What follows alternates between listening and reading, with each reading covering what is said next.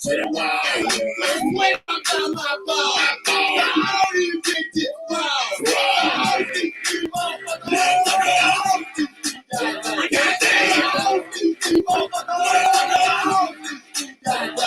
Let me see you get low.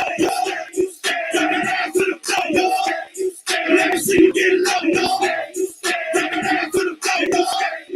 Drop it down, hey, shake it back, hey. Drop it down to the left and the right, hey. Drop it down, hey, shake it back, hey. Drop it down to the left and the right, hey. Now, back it up, hey. Back it up, hey. Back it up, hey. Back it up. Now stop. Oh, then wiggle with it. Yeah. Stop. Oh, then wiggle with it. Yeah. Stop. Oh, then wiggle with it. Yeah. Stop. Oh, then wiggle with it. Wiggle with it. 369. Then I can tell me one more time. Get low. Get low. Get low. To the wall. Wait, drop down my ball. How do you get this ball? I got that.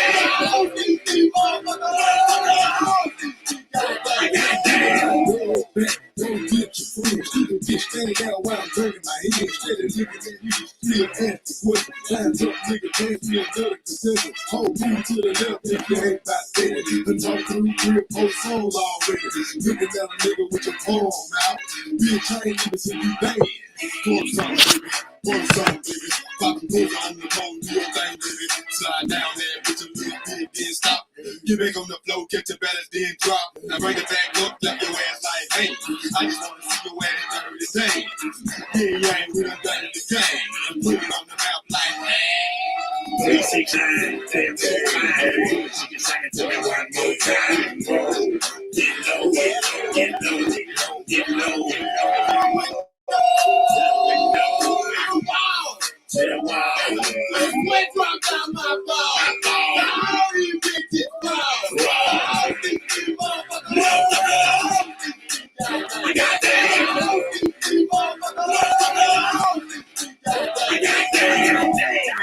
I'm talking a little bit, ladies. A little bit. Harder than that hard. But right now, I need all the ladies that know they look good tonight. What am I saying? Just do this shit like this. Bend over to the front. Touch your toes. Burn that ass up and down again. Bend over to the front. Touch your toes. Burn that ass up and down again. Bend over to the front. Touch your toes. Burn that ass up and down again. Bend over to the front. Touch your toes. Burn that ass up and down again. 369, 10, 5. I can tell you one more time. Get low, get low, get low. To the wall. Wait, drop down my ball. How do you get this ball? I got that.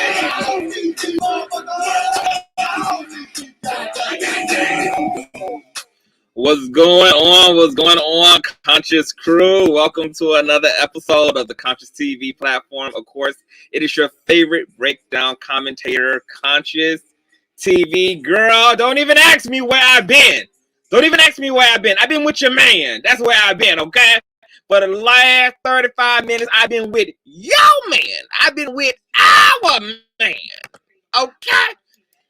Girl, we got quite a bit of things to get into. So with no further ado, y'all already know what to do. Give me a nasty piece of thumbs up, because thumbing up helps with all the algorithm shit. It helps YouTube to do their raggedy, dusty ass job. Of course, if you're new here, you might as well go ahead and hit the subscribe button, because bitch, if I like it, you damn sure gon' fucking love it. Okay? Everybody need to make sure that the notification bell is set to all. Okay, because you never know what day or hour your white Jesus is coming to the clouds, honey, to rapture us on up, girl. He taking your closures and your sew-ins and your sew-outs up into the glory, baby. So have everything glued the hell down, okay? And I'm going to run my old nasty piece of intro, and then we're going to get into some teams. I am going to drop the link. I'm going to let you guys sound off. We're going to have to come to an understanding in this live here, baby, and y'all are going to see very soon what the hell I mean by that. Oh, I know a place where you can recharge your soul. Baby, that's Consciouztv. And in the midst of brokenness, he gon' see your asshole. Baby, that's Consciouztv. You gon' heal, you gon' laugh and catch a little shade. Ooh, girl. Y'all know he be slaying, y'all better stop playing. Come hear what he's saying. Ladies and gentlemen.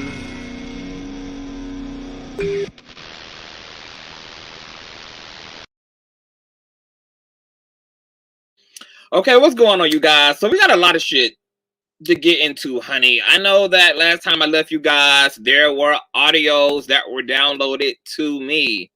Baby, we're definitely going to have to get into some things. Now, honestly, after getting a hand on these audios, I had to sit down and think about the way that I wanted to approach some things, okay? There were some decisions made. There are going to be audios that are going to be released, of course. And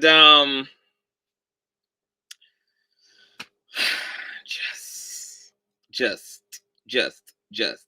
let me go ahead and just start off, girl, with just bringing up Storm Monroe, my friend, okay? My friend, okay?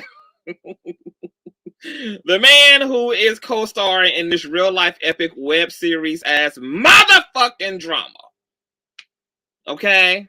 Mr. Storm Monroe, okay? You guys know that Storm Monroe has a mentorship program. Now, what had happened was I sponsored a fellow YouTuber into this program, okay? If you're looking for mentorship, this would be my best suggestion to you. After my last live, there was a conversation that happened toward the end about mentorship and if I think it's still a great idea, considering all the shit that played out 2 days ago between Storm and Tasha. And I still will say yes. I got a flood of fucking emails, honey. It was like sperm rushing to fucking ovaries, okay? Asking me about mentorship, what are my recommendations, what are my suggestions, etc. Get your ass into Storm Monroe's mentorship program. Now, Storm's mentorship program does run at $500. Once again, I don't want to hear no fucking complaints about what Black millennials and Black entrepreneurs are fucking charging for putting you up on game, because when these goddamn colonizers sell y'all phones, laptops, clothes, bitch, you will go broke. You will damn near sell your goddamn children into cattle slavery just to have on Givenchy, just to have the iPhone 27 and the iPhone 101 and all type of bullshit. So I don't want to hear about your broke ass problems, okay? When it comes to you, okay? Having access to things that can make a difference when it comes to your success. Now, Black people, we'll pay for everything else but a goddamn book and some knowledge. Bitch, you better get into it for 2020 fucking 2, okay? Because God done cranked up the motherfucking earth. The drama is on. We living in peril ass times, and you better have your eye on the goddamn prize and get your priorities in order. So I'm going to have one of the YouTubers who I sponsored, okay? I paid for this course for him. It was my way of, once again, reaching back and doing for another content creator who's on the up and up. And it was also my way of supporting a Black business owner, aka Storm himself. So while I'm waiting on him to come up, I'm going to let him come up, give you guys some 1-2s about his experience so far. First, the class just started this previous Sunday. I'm going to encourage those of you who are fans and supporters of content creators, if you are specifically fans of content creators who don't have a lot of supporters, who don't have a lot of subscribers, I encourage you to invest in your content creator. Invest in your favorite content creator, especially if you feel they take this seriously, they're passionate about this, and they're really gifted and just need direction. This would be a great way, okay, to help your favorite content creator who maybe need a little boost, They just need some understanding and some understanding and some overstanding, okay, to be able to take their channels to the next level. There's a lot of great raw, cold press talent, black talent out here on these social media streets, out here on these YouTube streets. So I feel like this is a great way and a great opportunity for content creators to get the support they need. Now, in this mentorship program, Storm not only runs a 4-hour class every Sunday, but you also have access to him outside of that Sunday, where you can go through progress reports about how your channel is doing, your analytics, etc. You're able to ask him 50 million motherfucking questions and have him practically ball by the end of 2022, okay? Because you are in this thing for the long run. Now, Storm already has 4, okay, content creators under his belt who were able to, in less than a year, okay, get their channels monetized, level up on their subscriber base, and is already making 10K a fucking month, okay? This man had a whole leftover house to give the people, baby, okay? How many of y'all getting paid to be a goddamn personality? How many of y'all just want to be able to get online and talk goddamn shit from the comfort of your home, of your man's home, or of your homegirl's man's home, okay? And be able to pay your mortgage and your rent and floss and gloss, girl, and live in the luxury of hot ass mess. But Storm just don't specialize in the hot mess, okay? Storm also, it doesn't matter what genre of YouTube you are in, whether you crochet, whether you are in the cosmetology section of YouTube, whether you're in the entertainment sector of YouTube, whether you're in the knitting, whether you're in the mommy sector, the elderly sector, the I just don't know who the fuck I am, the EBT card is running low ass sector, baby. Storm's fundamental knowledge about the platform, branding, okay, and all of the nuances that impact your channel from day to day, from the way you caption shit, the way you hashtag shit, the way your thumbnails are designed, your languaging, etc. This man will be able to assist you, okay? Now, see, this goddamn sponsor, he's on Color People Time. Let me call him right now, because let me see what's going on. Hold on. Okay, good. Okay, he's on his way up, you guys, and I just want you guys to hear it from someone who is in the class themselves, like LeVar Burton. Bitch, you don't got to take my word for it, okay? So while I'm pulling up, I'm waiting on him to pull up. If you're in the building, once again, thumbs up, girl. We got quite a bit of commentary to travel through. I'm going to try not to have you guys here fucking long, but we got things to get into, bitch. We just do, okay? While I'm waiting on him, I do want to shout out Nick at Night, Sean Davey Way, The Wiley Show, Jaded Nerd, everybody, girl, who just been shouting the king out and letting the people know, you know, where I am, who I is, and what I got going over here, and come check me out. I really appreciate the love. Matter of fact, while I'm here on the love, it's some of you hoes who out there hating, and I just want to tell some of you hating, bitter ass, disgruntled ass content creators who think that you only should be the hot bitch on the block, who think that you should only be the hot nigga on the front porch. Fuck you. Every last single one of us get our motherfucking turn, okay? And the shelf life of clout and relevancy is only 15 minutes, bitch. So it ain't really necessary for you to be hating on anybody who just getting their shine because it's the times. The Lord ordained it, baby. Just sit back, shut the fuck up, make your motherfucking coin off the content if you want to. But don't stream my shit and talk shit at the same time, okay? Because you can get popped, blocked, copyright strict with the rest of these motherfuckers, okay? Now, I'm all for community out here on these YouTube streets, and I don't disrespect nail motherfucking nigga on this motherfucker, okay? Make your motherfucking money. Do what you need to do. Hop on the bandwagon how you need to be. And it could be a family affair. Because if any of you motherfuckers are that pressed, bitch, I drops the link all the time. All the time. You ain't got to hide off in no cracked outside of social media and talk your shit. You can hit the motherfucking link if you that pressed. Because no matter how motherfucking frizzy your weave is, and no matter how motherfucking overdue your haircut is, motherfucker, you gonna have to deal with it in either direction, bitch. You got to deal with my 15 minutes in either direction, bitch. There's nothing you can do about the king's 15 minutes, bitch. Okay? Some of you hoes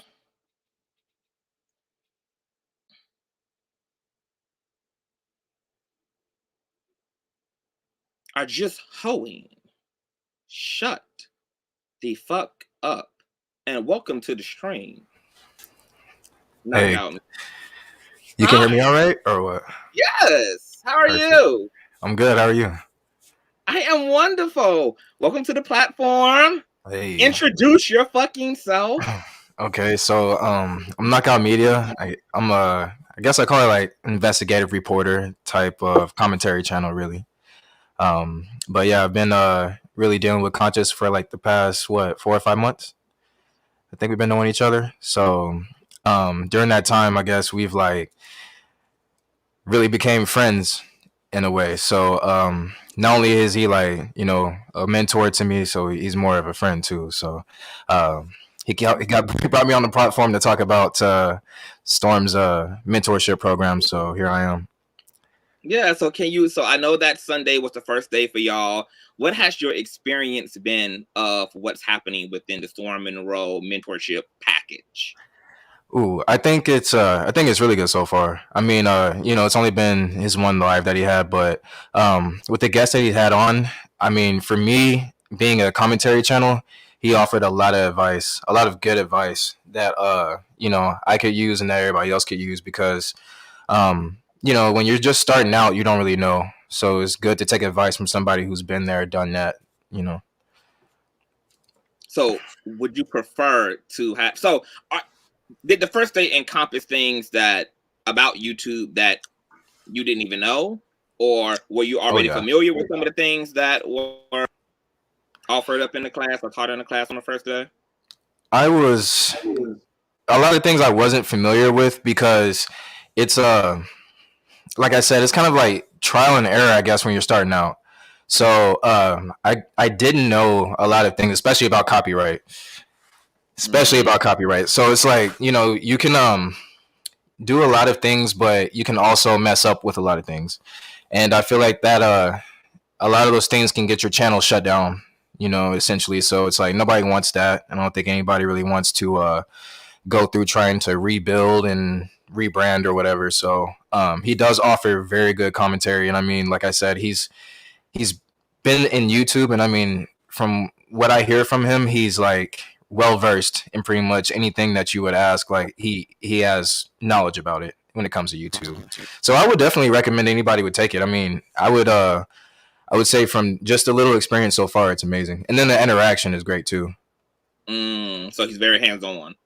Hands-on for sure. It's like first live he had brought student on, and you know, they had a whole live to where it's like, you know, they kind of had a one-on-one, but it was more so answering questions I'm sure everybody else had that just, you know, either couldn't get on the live and enjoying the stream, or you know, or catching a replay or whatever. So I think the very first one was very good. So I'm looking forward to the next one.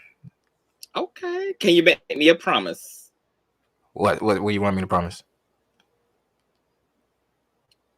Because your learning is coming at the expense of $500 whole out of my pocket. I want you to stress motherfucking Storm Monroe ass the fuck out from here. Okay. I could do that. The kingdom come.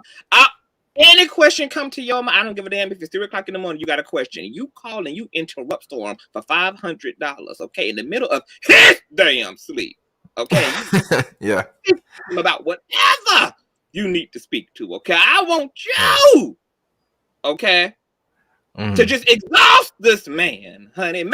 Exhaust him to the point that he only want to do this for 1 year, baby. Right, right.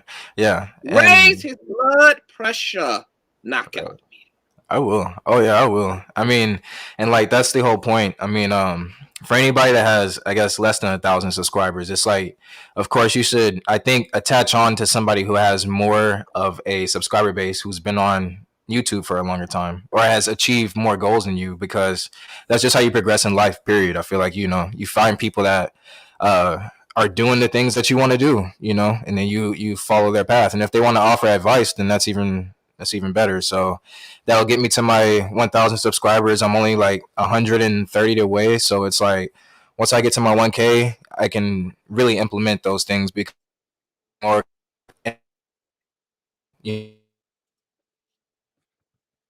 just all makes sense, I guess.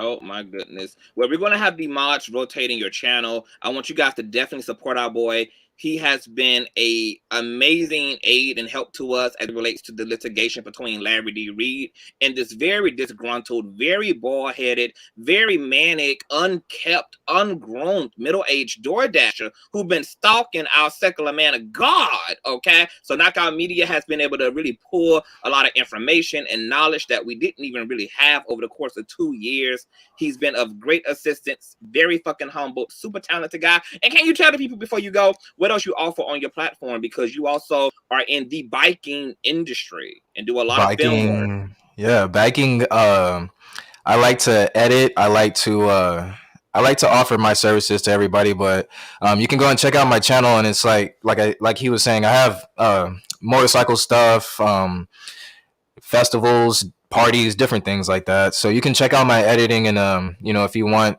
somebody to edit your videos, if it's like too much of a task, I can definitely do that for you for a good cost. So thanks, Conscious, for sure. Can I tell you something? What's up? You're literally 24 subscribers away from 1K. Stop.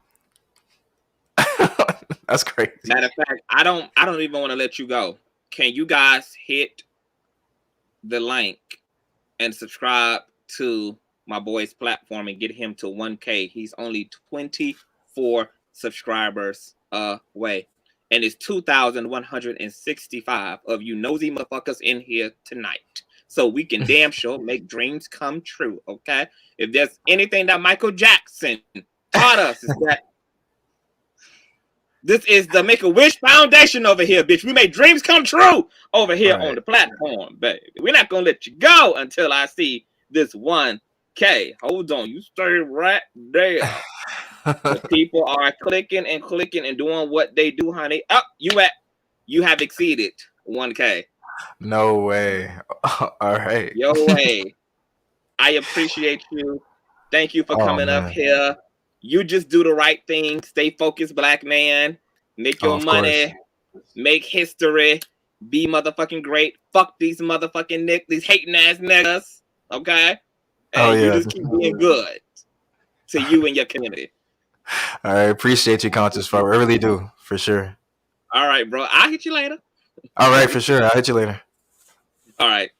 That was Knockout Media, you guys, and I just wanted to bring him up here, you guys, because, like, really, we got to get back to just supporting black, bitch. We just got to get back to supporting black. Y'all see black people out here working, producing business, child. Stop being stingy. You can pull that fucking money out for that old pedophile ass pastor who rubbing on your 16-year-old daughter. You can pull out the motherfucking coin purse for that goddamn tacky ass prophetess, honey, who ain't prophesied nothing of accuracy to you yet, bitch. And this been your family church for 16 years, baby. You done had cancer, Omicron, Omarion, the Tristan Thompson, bitch. You done had a seizure. You done contracted sickle cell, bitch. And yet you pouring your funds into powerless ass people and powerless ass churches and shit, honey. Put your money where you can see it come to life in this motherfucker. Okay, so shout out to Storm, Monroe. If you are an entrepreneur, if you're a content creator, you're looking to get to your next level, please invest in yourself. Find somebody who will invest in you and get under this tutelage. Clearly, the man knows what the fuck he's doing. He's fucking Storm Monroe, okay? He speaks to his goddamn self. So, let's move along, girl, because I want to drop the link and let you guys sound off, and we do got things to get into. Before I bring up this next image, let me say this. Thank y'all so much who are doing what you do and doing it best, baby. Thank you. I appreciate y'all. Before I bring up this next image, let me say this. Let me preference this, okay? Because I put this image in my thumbnail, right? Some of y'all already had went to, baby, producing your own narratives about what was going on. And let me tell you something. I'm a Scorpio. You don't know how I move. You ain't gonna never be able to clock me, boo. You ain't gonna never be able to figure out where the fuck I'm going. I don't care what the title sound like. I don't care what is in that thumbnail. You ain't gonna never be able to accurately figure out what the hell, what direction I'm going in, but one thing or another. All I need you to do is just sit back and let me motherfucking work. Let me pop my pussy. Okay? I know what I'm doing. I'm very clear, okay? We here because of me. Okay, let's be very clear. Okay? So, this next image, girl. Let me go ahead and share it, bitch. Hold on. Let me share this image, girl. Let me bring it up. Hold on. I watched too much like 80s porn growing up. Oh my God. This is our Storm. And this is our Von Ray. Now, Tasha UnWineWithTashaK came up on the platform, a few days ago, and she made a little, she took a little, she took a little petty dig. She said, you guys be wrestling and stuff. And I was like, what the fuck is she talking? I mean, it don't bother me because, boys do what boys do. Okay. Boys are rough. They wrestle. They play with toys and they do nigga shit. Okay. It's the niggerment of it all for me. And so a lot of people felt like that was a dig. Okay. That Tasha was trying to imply something. And maybe she was. Tasha was being petty. She was in her feelings at the time. I mean, she's Tasha, child. You got to expect a certain level. A petty, but this here is an image, y'all, and I did get this from Storm. I have permission to post this. Matter of fact, Storm gave it to me. Okay, so we got to have a little bit of a conversation about this. Okay, now this is Storm and Von wrestling. Okay, and like I said, Tasha was being petty when she said it the other day to Storm, y'all. Okay, now y'all already know that black women say petty, gaslighting ass shit, cause black women are good at arguing, something that men ain't good at. Now, y'all know there's nobody who can argue with a black woman and win, except maybe a gay man. Okay, that's her only kryptonite in an argument, baby. That's the only person who can go head to head with a black woman in a contentious, shady, petty, gaslighting, downright disrespectful ass verbal altercation is a gay black man, because he got the spirit of a black woman living inside of him. Okay. Now, here's the thing about it. Hold on, this shit is in my motherfucking eye. This is, hold on. Okay. Now, when Tasha and Storm got into it the other night, that should have actually been the receipt and the confirmation for y'all who believe that Storm is gay, that he ain't gay. Because Storm was completely handicapped in that confrontation. Storm was clearly filled with anxiety. You could tell he was a little bit unnerved. He was walking around. You could just tell. And that's a common behavior from a man. Okay, men don't know what the hell to do. In an argument with black women, they begin to suffer from arrested development. Okay, so men just have to either shut down or they just start glitching the fuck up.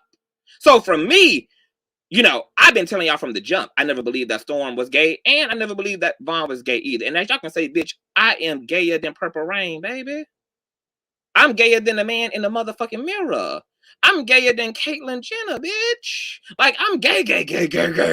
Like, when God was mixing my Kool-Aid and water together, bitch, he accidentally tilted the entire bag of sugar off into my shit, baby. Okay, my shit is flooded with sugar, baby. So it don't get no gayer than me. And that means that my gaydar, baby, my gaydar, ain't no gay niggas gaydar are more top tier than my gaydar. Okay? Now, I have had the luxury of, as a gay man, pulling trade, bitch, all type of trade. Bloods, Crips, thugs, prisoners, ex-cons, bitch. I done pulled niggas from all walks of life, all levels and variations of masculinity. Bitch, I know gay when I see gay, bitch. It's called a familiar spirit for a reason. But I'm sorry. That spirit of homosexuality just ain't here. That spirit of the homosexualities just ain't in Storm Monroe. And it ain't in Vaughn. Now, can it be argued that these two men have some effeminate traits? Maybe y'all consider them soft for various reasons, mannerisms, etc. Storm Monroe already told y'all that he play up his flamboyancy for the camera because he like to be using the word bitch and hoes and everything, and the only niggas who can get away with doing all that is gay niggas. So, you know, he got to cloak himself as an effeminate male to be able to get away with all the reading and dragging he be doing on a damn daily basis.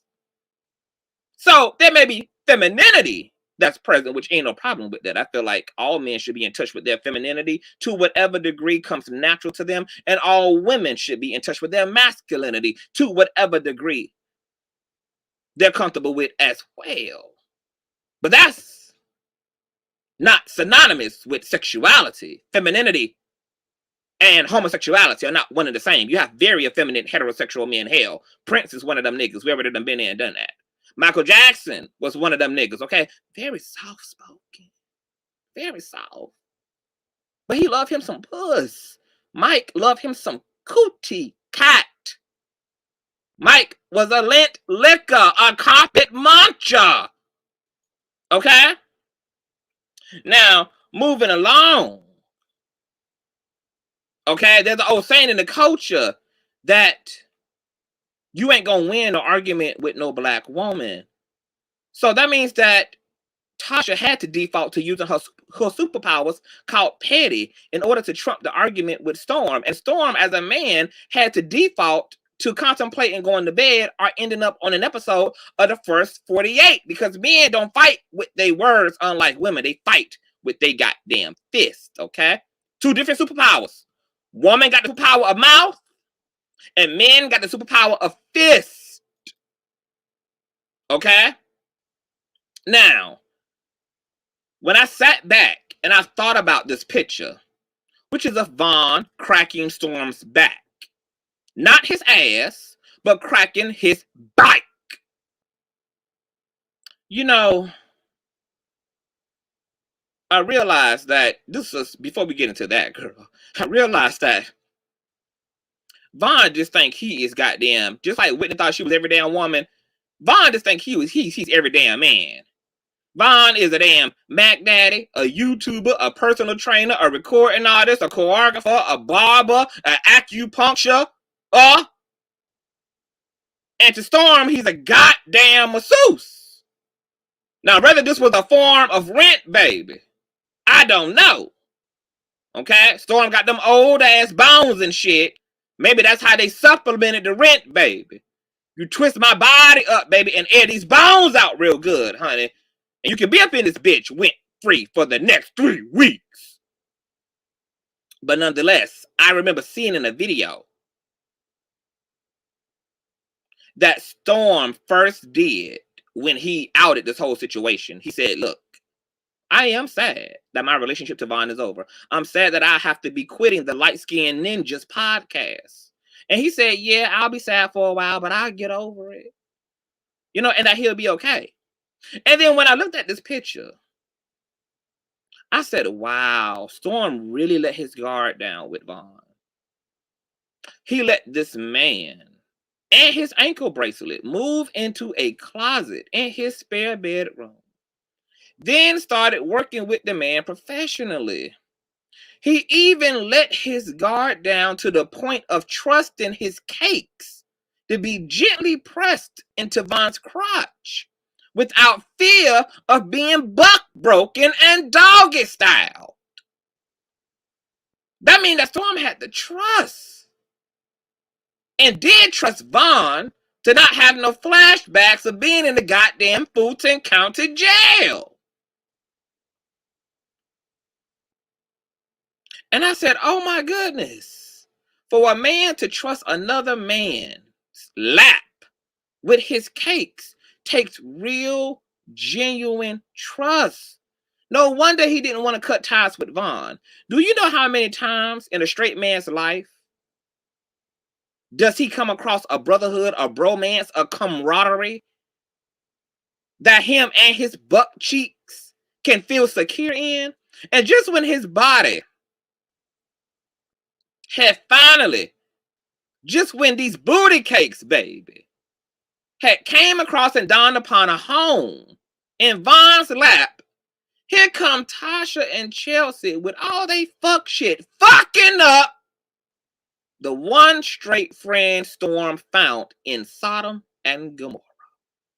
Baby, no wonder Storm was punching tables and popping veins, talking to Tasha, cause she's a woman. It's nothing for her to find a homegirl that she can hold hands with and have check her breasts for lumps and cancer lumps and shit.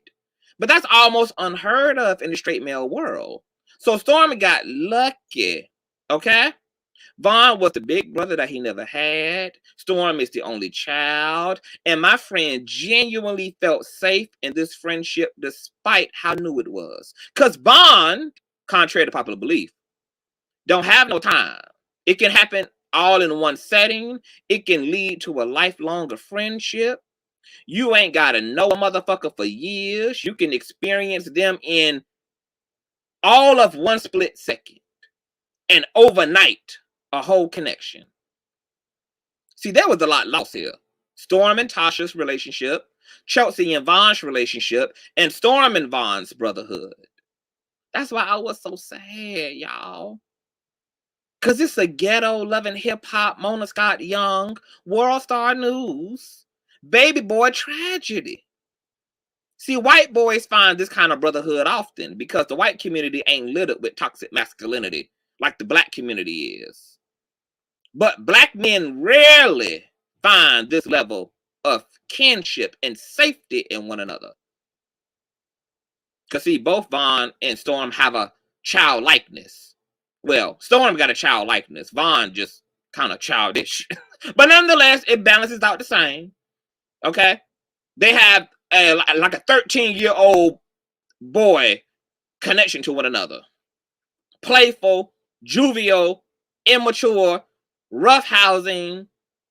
They probably reminded themselves of the good old days of coming up, riding the goddamn bikes around the city and shit, doing what boys do.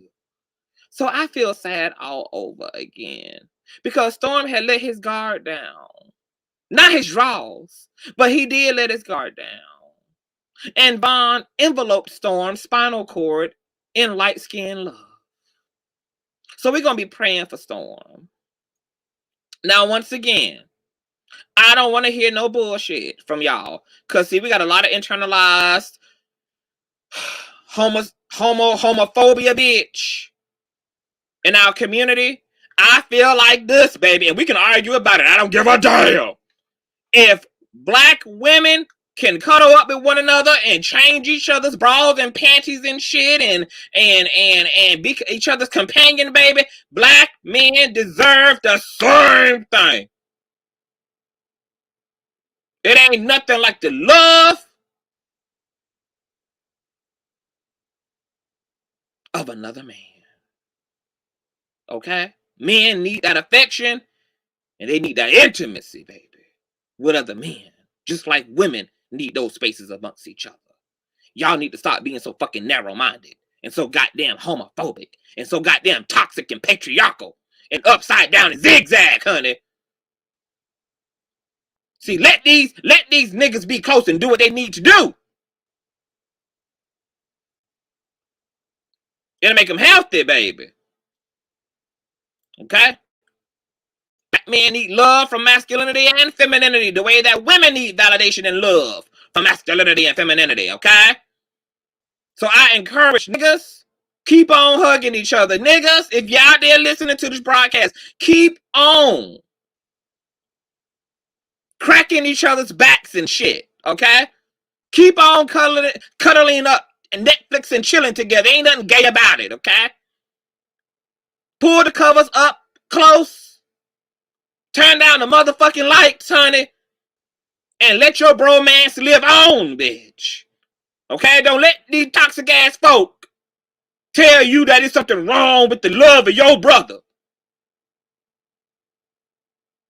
Now, y'all saying who took the picture. So, Chelsea took the picture. She did not take it secretly. The picture was taken. It was, everybody agreed to the picture being taken. It was put into a group text between Tosh and Storm and Chelsea and them. And then Storm also had uploaded it to his story, etc. This was not some secret image. This image was consented to. It had a context. And it was put up because they knew that y'all would be low vibrating about it at the time that it did go up a few months ago. They knew that y'all would do all that gay shit about it. See, sometimes people be playing into y'all shit. Because if you want to be narrow-minded, sometimes folk gonna give you what you want. Just to expose that you are a mental midget. So, Vaughn, I hope you find another back to crack and storm. It don't end. Well, Vaughn do, brother. Okay? Now, let's move along to Miss Funky Dineva, bitch. We got shit to get into.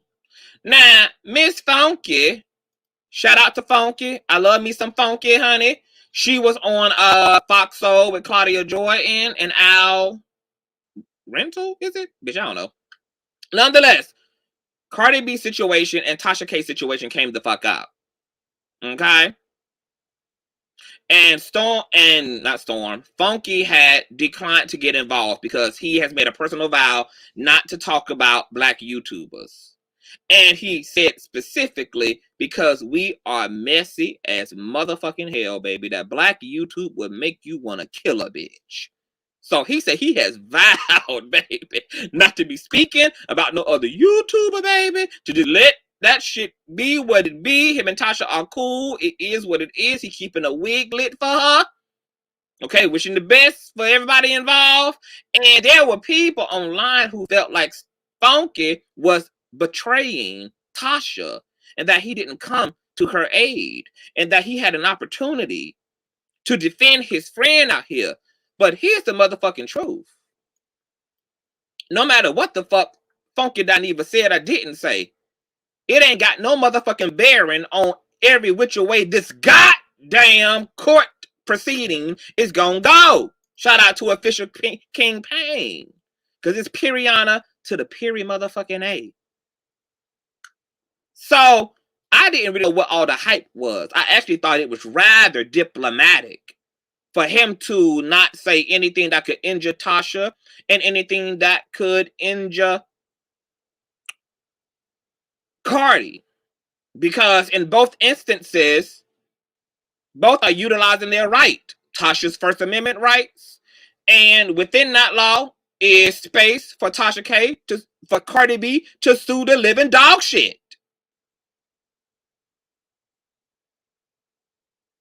out of Tasha K for her freedom of damn speech. Hold on. Can y'all still see me? Can y'all still hear me? Because my stream is acting a plumb fucking fool. Hold on. Hold on. Can y'all still see me? Let me know. Oh, okay. My shit had froze, honey. So, I thought it was pretty diplomatic. And I think that sometimes the best thing to do is pray for a bitch. Okay? Because, see, the social media shit get tight. And ain't even that goddamn deep. And it would be different if there was something that Funky could say that can make a difference, but it doesn't. It doesn't matter what the fuck Funky believes, what the fuck he wants in this situation, who the fuck side he's on. Because the only motherfucker who gets to make that decision is the goddamn jury and the motherfucking judge. So if he decided to plead the motherfucking fifth, the fifth, so the fuck it be pled. Now,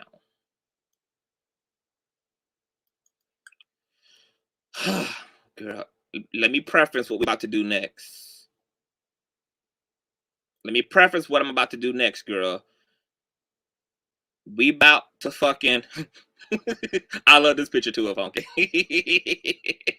What we about to do, girl, is we about to talk about this case between Tasha and Cardi. Okay?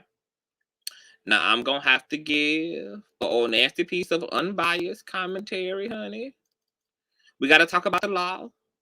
It's all type of questions the folk have, and I have a lot of experience in this area because folk use me to get folks sued and to process serve people, and I have helped to get other bloggers sued. I've helped to get them process served. I've been all up in the courtrooms. I've been a part of defamation cases. I've had firsthand relationship to what these things look like from the inside to the outside. Okay, matter of fact, hold on, let me insert something real here. Okay, there we go. Okay, so I want to speak to certain things. This is Tosh and this is Cardi. Here's the thing. Let me just give a quick overview. So allegedly, girl, okay, over the past week or two, the judge has denied Tasha's motion for settlement. The judge has scolded Olga, who is representing Tasha. And I got some choice words for Olga. So we're going to get into Miss Olga, honey, because this ain't her first time dropping the motherfucking ball. This ain't her first time letting a high-profile black entertainer the fuck down. This ain't her first time compromising the bitch's bag and the bitch's lifeline out here. We're going to get into her a little bit. But the judge has scolded Olga by calling her basically fucking stupid, so stupid that he'd hold her motherfucking ass in contempt if they kept up with the ghetto shit in the courthouse, okay? He even told her motherfucking ass that he would damn near pay for her first semester of law school because that's how out of date and indignant and ignorant her ass is in this motherfucking situation. Okay? That shit beyond professionalism was transpiring in the lawyer's approach to the case. Okay? Other things like Tasha sustaining the videos about Cardi on her channel, despite the cease and desist, despite this being a defamation case that Tasha left allegedly, things that incriminated her ass up on her own platform. That Tasha admitted to running the narrative about Cardi on the stand, but didn't think much of it because she felt Cardi could pay for therapy, or at least a neck brace, due to Tasha keeping her motherfucking foot on Miss Barty Gang's neck. I mean, Tasha has been an entertainer throughout this whole legal and litigation ordeal, more than anything else. And child, I don't think that's been a good thing. Because, baby, at this point, Tasha K, because tomorrow, baby, is supposed to be the final layout, baby. It's supposed to be closing arguments day, baby. And I think tomorrow, bitch, unwind. If you listening, baby, what I want you to do is follow the sound of my motherfucking voice and definitely every bit of instruction I'm about to give you, baby. I want you to stroke the fuck out. I want you to let your eyes roll back into your motherfucking head and throw your legs up to the courtroom ceilings tomorrow afternoon. And see if all of a sudden illness can suspend the trial until further notice. Because, baby, you need time to grab an old nasty piece of witch doctor and resume the bones of Johnny Cochran or whomever the fuck represented O.J. Simpson during trial, bitch. Okay? Bitch, you better pull one out of the goddamn trans community's book. And you better start identifying girl as innocent. Bitch, you better start identifying as trans blameless, trans upright, trans innocent by the blood of goddamn Jesus. Trans, who said that? Bitch, if I was Tasha, I'd come into the courtroom tomorrow with a blonde bob wig on, a terrible non-matching skirt outfit, clock in as the motherfucking typewriter, bitch. As the goddamn administrative assistance girl. As the and I would sit my motherfucking ass down behind that motherfucking laptop in the courtroom, girl, and I would prepare for whomever session is about to start. Because, bitch, I'd identify with every other motherfucking person in that room but my damn self. If I was Tasha. That's just me, bitch. I mean, is it me, girl?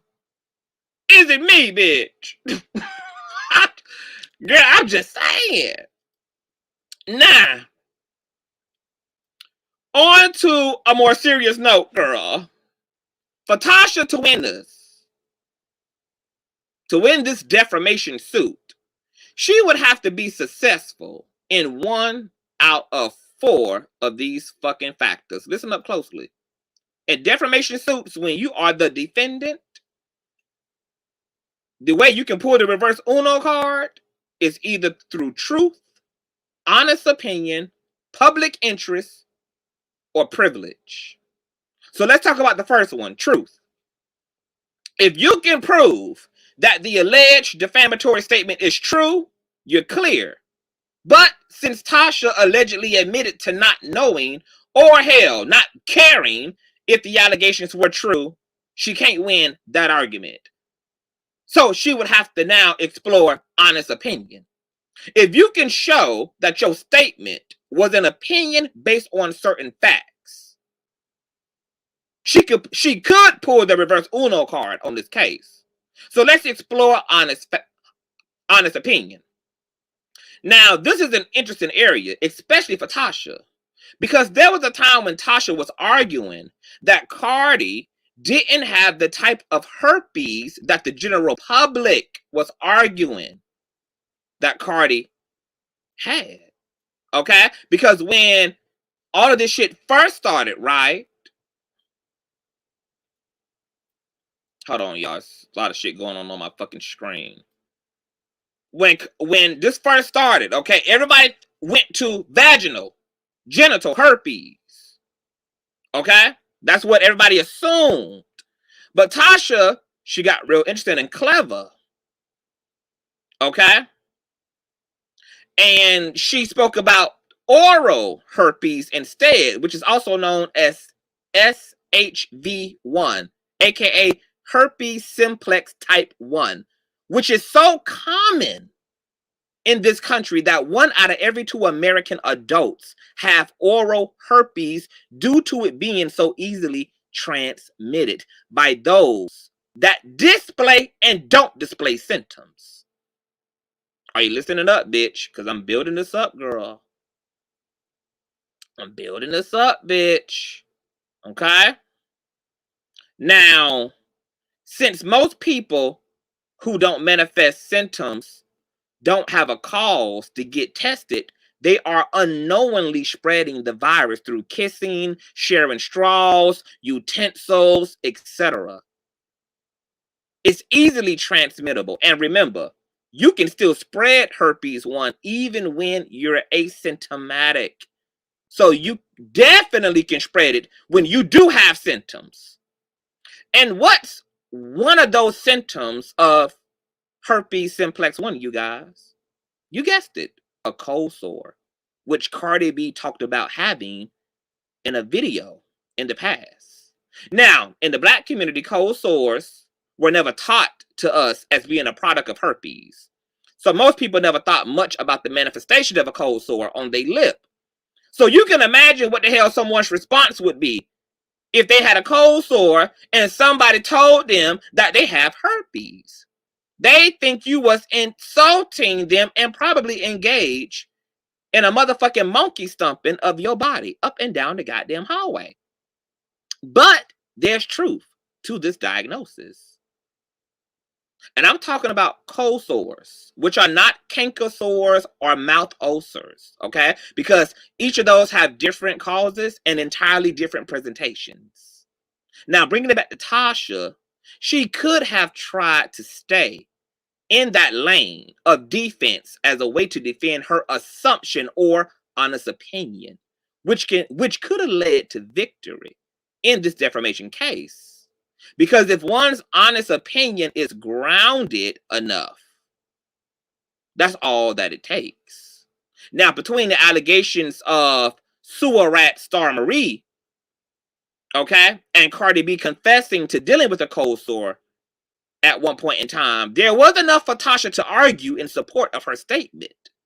But if her legal team wasn't clever, then it would go as a missed opportunity, in which apparently it was, since their defense is not about whether there's basis for Tasha's opinion, but whether Cardi B says just as many fucked up shit online to other people as Tasha allegedly does.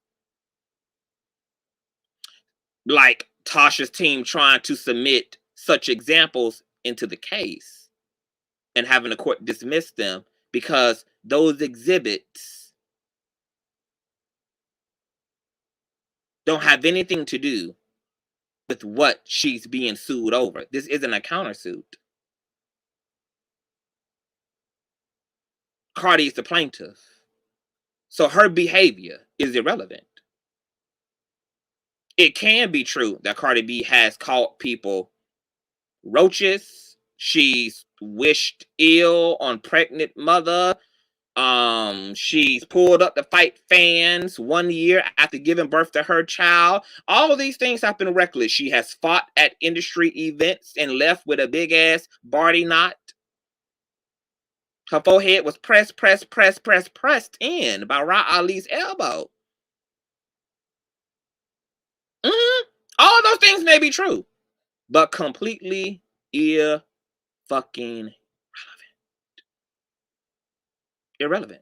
to the case. So they have no bearing. Okay? So, honest opinion, Tasha probably blew that too. Now, public interest. If you believe that publishing the statement was in the public's best interest, then you have a case. Since obviously Cardi B having herpes allegedly or not having herpes allegedly, whether it's 1, 2, 3, 4, 2.5, has no interest. It's not a state emergency, girl. It's not, so she couldn't argue public interest. And then there's one more category, privilege. If your statement is subjected to privilege, aka certain individuals have the right to make certain statements in said circumstances. For example, a cosmetic surgeon determining if a celebrity has gone under the knife would be appropriate. Or a doctor diagnosing symptoms loosely based upon the way a person looks or claims to feel. Or hell, even a body language expert evaluating whether a celebrity like Harvey Weinstein or Kelly or Jussie Smollett is lying or telling the truth in an interview. All of those things could be a go. In this case, it wouldn't fall in Tasha's favor either. Her biggest chance at this would have to be honest opinion. Her arguing honest opinion. And she had it a few months ago. I don't know what transpired throughout the case, but if she would have held on to that, because I remember the video that Tasha did where she talked about herpes 1. And I was thinking to myself then, ooh, clever, because clever. If her team would have stuck to that narrative, and maybe still can, because I haven't had the opportunity to really pay attention like I should, is she could have got exonerated or had this lawsuit dropped and won the case in her defense. She could have. Now, people are asking, why is this lawsuit federal? Okay? And what is this $70K about? Well, on a federal level, federal requires both of those factors. Okay? The first is both parties live out of state. In this case, Tasha is in Georgia. Cardi B is in New York, LA, or wherever the fuck she lives. She ain't living in Atlanta. Okay? She living in Georgia. So that would qualify for federal. Also, the second is, because I'm covering Dr. Larry D. Reed's federal lawsuit. He's in a defamation suit. against a defendant, a very disgruntled, insignificant blogger. 75K would have to be what your court, lawyer, and or the damage done, the punitive damages done to your brand, at least capped at, or the minimum for your cost so far. So if you spent well over 75K just to sue a bitch, and that bitch is out of state, and or the punitive damages done to your brand, your reputation, etc., it has to be at the minimal of 75 in order to qualify for a federal suit. So in the least, a case has to be seeking and providing proof. And they do make you prove your damages. They make you submit your lawyer fees, your lawyer costs. Okay? The courts don't take your word that you're suing. You can't say or just simply state I'm suing for 75 or 100K or $500,000 or 1.2 million or $2 million. They make you prove that your costs, whether that's court and lawyers or punitively, have already accumulated at the minimum of 75. Now, this is civil. And since Cardi is the plaintiff, she's more than likely looking to receive a payout of more than $1 million plus. Okay? That would surely include, I'm sure, Cardi B probably totaled, done spent $800,000. And that's probably just between the attorneys, the court fees, the flights, the hotel fees. Due to her living out of state, she got to fly in for all this shit, cost of travel. And she may even be requesting compensatory relief for all the money that Tasha made off of those videos about Cardi B, which easily can push the compensatory relief well over 1 million, since some of those videos exceed 1 million views. So this loss would be a massive undertaking on Tasha. Okay? The 75K is only the minimum. That does not indicate what Cardi B is necessarily suing over, because she's going to go for her cost. She's going to go for her lawyer fee. She's going to go for all of that. All of it. And if Cardi loses, then she'll be the one paying restitution to Tasha for all the money she spent this far on her lawyer fees, which probably exceed about the same. Because Olga is not expensive. And this is the part where I'm about to drag motherfucking Olga just a little bit. Okay? Now this would be Olga, who represents Tasha. Olga not only has represented Tasha, but Olga represented my mentor in a previous litigation.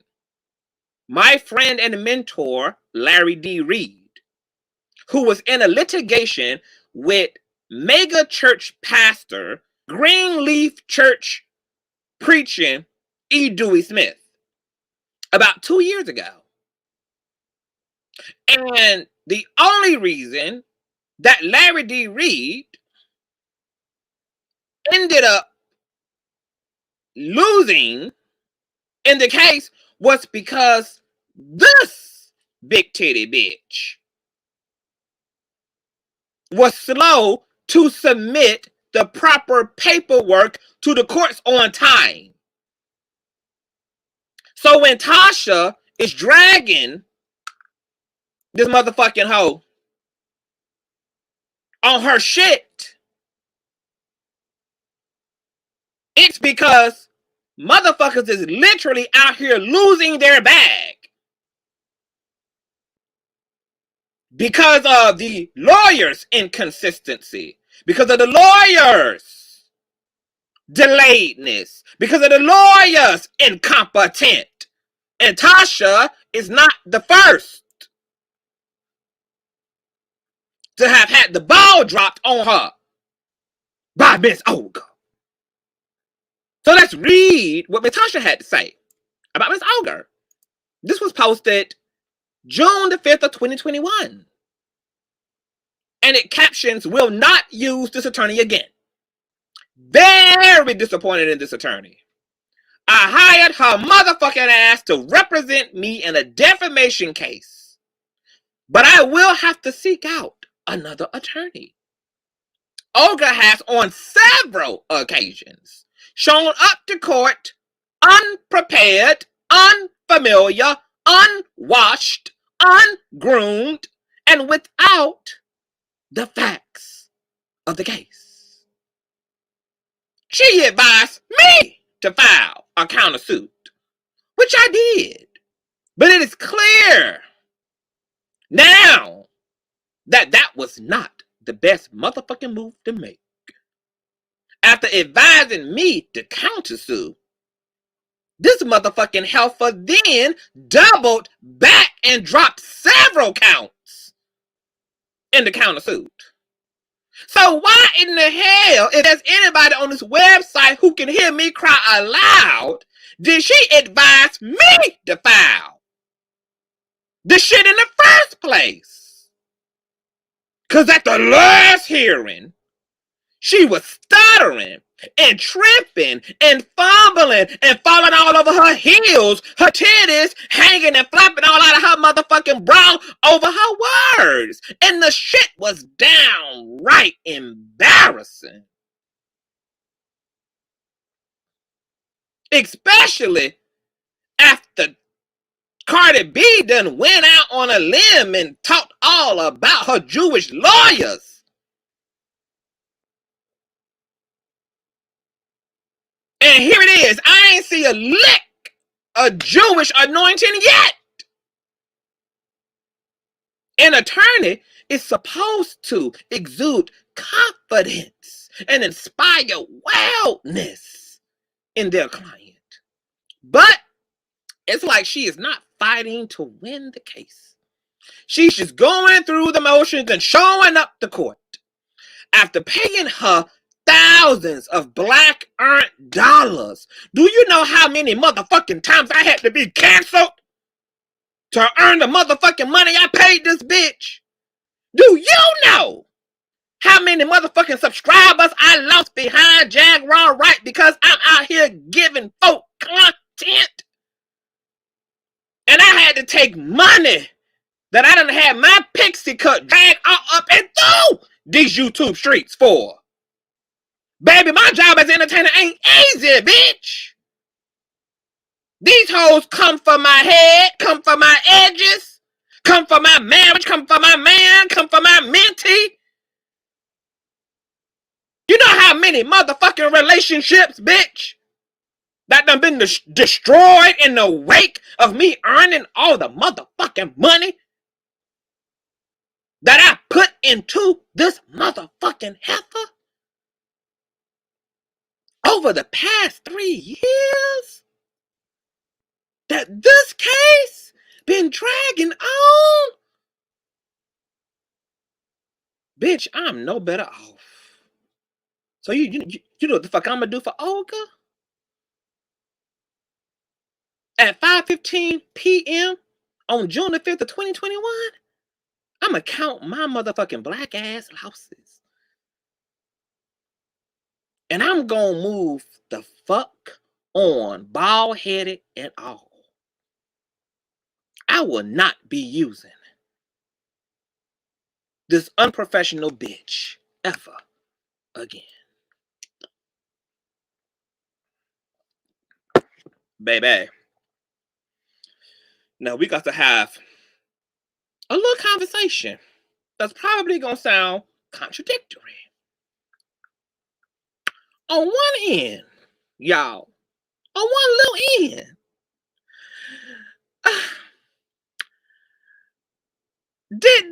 what's this in Tasha's best interest to do is to absolutely drag her motherfucking lawyer for everlasting filth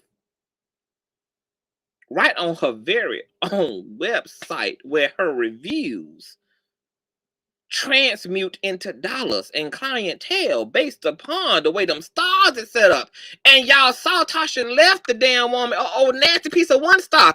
And Tasha only left 1 star because she had to select a star. She preferred to have selected no damn star. But in order to leave the damn view, bitch, you had to at least click on a star, girl. So she got D. Health and wellness, 1 star default.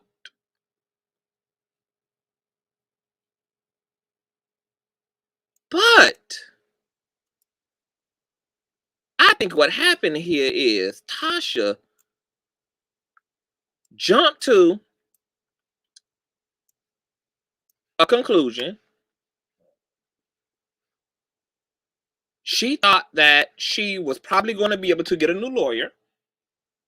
At this point, she said, fuck this hoe and all the hoes who had her and the hoes that had them hoes. But then, upon consulting with other legal professions, they told her, hey, it's cheaper to keep her, baby. Because you about to have to pay a lawyer to do double the work. They got to come in and learn the case. Then they got to find a way to undo or move around what the fuck Olga shenanigans. Done did. And it's looking like you on the losing end of this shit. So paying a lawyer to take on this level of baggage this far in, this is now damn near the last chapter of the lawsuit. To take all this on, to come learn this case, to do all this work, to jump the fuck in, and have the odds against him, means that he's almost going to get paid to take the loss. Because at the most, a lawyer could probably, well, see, I don't know how far Tasha was in at this point at June 5th. She might have still been able to argue her plight on an honest opinion factor that I was talking to you guys about. I don't know how much had happened by the time June 5th had occurred. So maybe a lawyer would have been able to come in and properly represent her and properly inform her about how she could reverse Uno this shit. But even that would still be a heavy ass undertaking. And so she was going to be definitely double, quadruple fucking charge, because lawyers will overcharge your ass if they have to come behind another incompetent ass professional, and it looks like there's a good chance that a bitch might motherfucking lose. So you're gonna pay the lawyer to motherfucking take the L. So her advice probably was to stick to these hoes, stick to Olga, keep your motherfucking heel on that whole neck, and just see it through at this point. Because it didn't make no sense in pulling out this far. And I want to say this. It wasn't going to be a guarantee either that Tasha was going to have the ability to quit her lawyer. Because in the case with Larry Reed, the defendant who was slandering Dr. Larry Reed his attorney actually tried to quit him, tried to quit the defendant, and the judge dismissed the attorney's request to be removed from representing the defendant. The judge actually locked the attorney into a case that he knew he was losing, that he had no fighting chance at, and despite the lawyer crying aloud saying that my client doesn't have no money, doesn't have no fucking insurance, he doesn't have no defense, he ain't got no proof, he ain't got no motherfucking evidence, the judge didn't give a fuck. The judge said, look, you should have properly vetted the goddamn situation before you took it the fuck on. I don't really give a fuck. So, even if Tasha would have been willing to explore her options, it wouldn't have been guaranteed that the judge would have granted her a switch up this far in to the case, because, baby, judges ultimately get to make the last decision. They get to decide how they feel. They get to decide if there will be a continuance. They get to decide. That's why they're a judge. Oh yeah, the options, the possibilities can be there, but the judge gets the final say so. He's the big wig in the room. Now, at this point, I feel like also this review is telling from Tasha. Because it explicitly states that whatever the fuck is going on in the case is so bad that Tasha's feelings toward her own attorney are so horrific and mind-boggling that she, as a last-ditch effort to motivate her attorney to get her motherfucking sports bra together, says, you know, let me cuss this bitch out and see what the fuck happened, bitch. I mean, shit, it's already going to goddamn hell. This hoe is already got me fucking up. Shit, as a last-ditch effort, baby, let me do what black women do best and cuss this motherfucking hoe clean out, baby. Sometimes all a bitch need is a good lashing. And then she come right back. She snap right back, baby. So out of a last-ditch effort, baby, Tasha unwind on Miss Olga's motherfucking ass and cracked her upside her motherfucking head with the wine bottle in hopes that Caroline would see the goddamn light. Because sometimes a black woman's cuss out is transformative, bitch. Sometimes what you think you need is Jesus. All you need is to be cussed the fuck out to come to your senses. Sometimes Jesus is in the cuss out. Okay?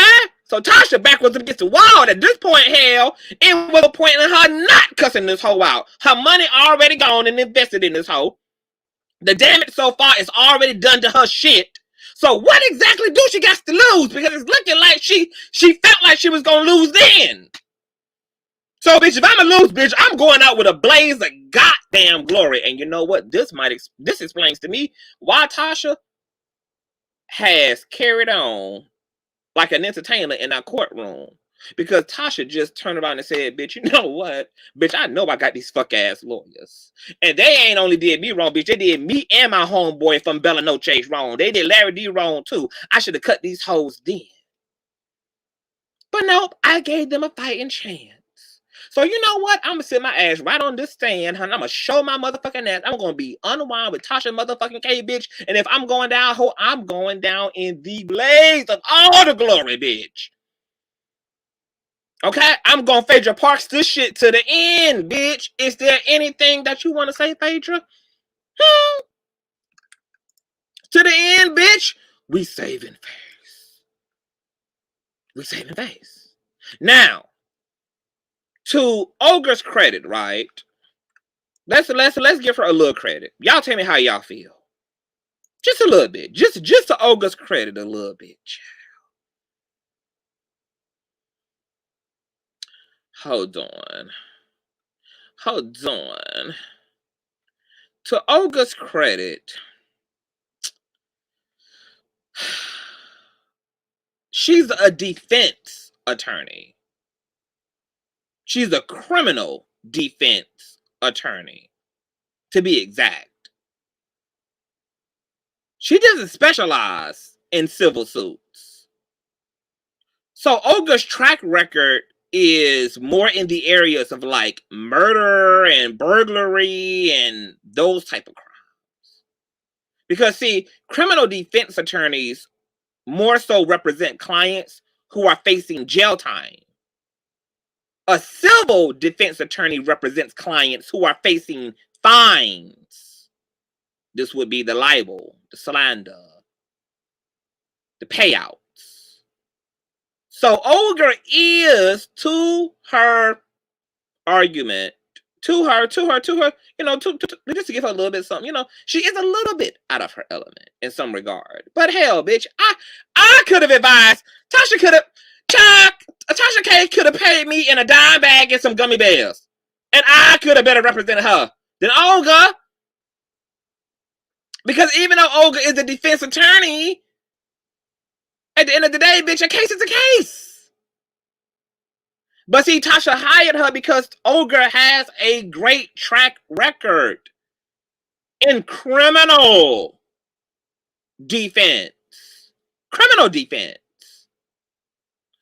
Tasha just fucked up because the average person doesn't know what type of lawyer they need. You know, a black person go get a lawyer, they see great reviews, we don't know that there are different lawyers. We don't know that lawyers necessarily specialize in certain things. Like civil defense attorneys represent you in car accidents, workers' comp, you know, medical malpractice, etc. You know, but if you're just looking around for a lawyer, or you know, the word of mouth come back to you that, you know, this bitch is, you know, she's really good, you don't think that deep about it. Now, maybe Tasha had a lot to lose, so she should have. Okay, I get it, but I'm just saying, bitch. You know, black shit takes over, girl. We just black people, girl. Okay, that's all we know, bitch. We just black folk, baby. We don't be doing all this, baby. Court and lawsuits, baby. This white people shit. Okay, white people can afford to sue, bitch. You know, for a long time, we just didn't have the luxury of suing folks and playing in folks' faces and shit like this. So I get it, but maybe that's why Olga is so sloppy. Now, as for this lawsuit, okay, here's the thing. On a social media level, like on a societal level, like on a communal level, this lawsuit between Cardi and Tasha K, where's her picture? Hold on, I got a lot of stuff going on. This lawsuit between Tasha and Cardi, it isn't even a matter of right or wrong. On a social level, this is just a war of fan bases. No matter whether you're Team Cardi or Team Awino Gang, you're invested in the win for the party you support in this case. Not really siding with who's right or necessarily who's wrong, but who you're a fan of.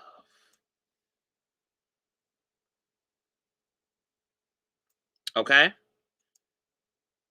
And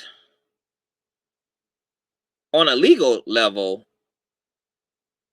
this is an epic battle of the realm of the law versus morality. Okay? Free speech, libel, slander, free press. These things and these realms and these dimensions and spaces have always ended up in an ambiguous clash that ultimately concludes in whose legal team presents the better defense or offense. Most of y'all actually think that the criminal justice system, that the law in general, is about right and wrong. It's not. Most people think that the law is black and white. But the reasons why the laws require lawyers is because the laws are more so about the interpretation of the law rather than the literalism of it. This is why evidence and arguments are made in conjunction to one another when it comes to drawing verdicts, because the evidence is subjected to the arguments under the interpretation and application of the actual fucking law. So somewhere between our First Amendment rights lie the right to say what the fuck you want, but also within that law comes a point of accountability to give those subjected to your opinion the opportunity to shut you the fuck up. Because basically your First Amendment gives you the right to freedom of speech, but it doesn't necessarily mean you're free from critique and accountability under special circumstances, such as your opinion causing severe emotional and mental distress that disrupts the person's ability to fully function, or unsubstantiated damage done to a person's brand.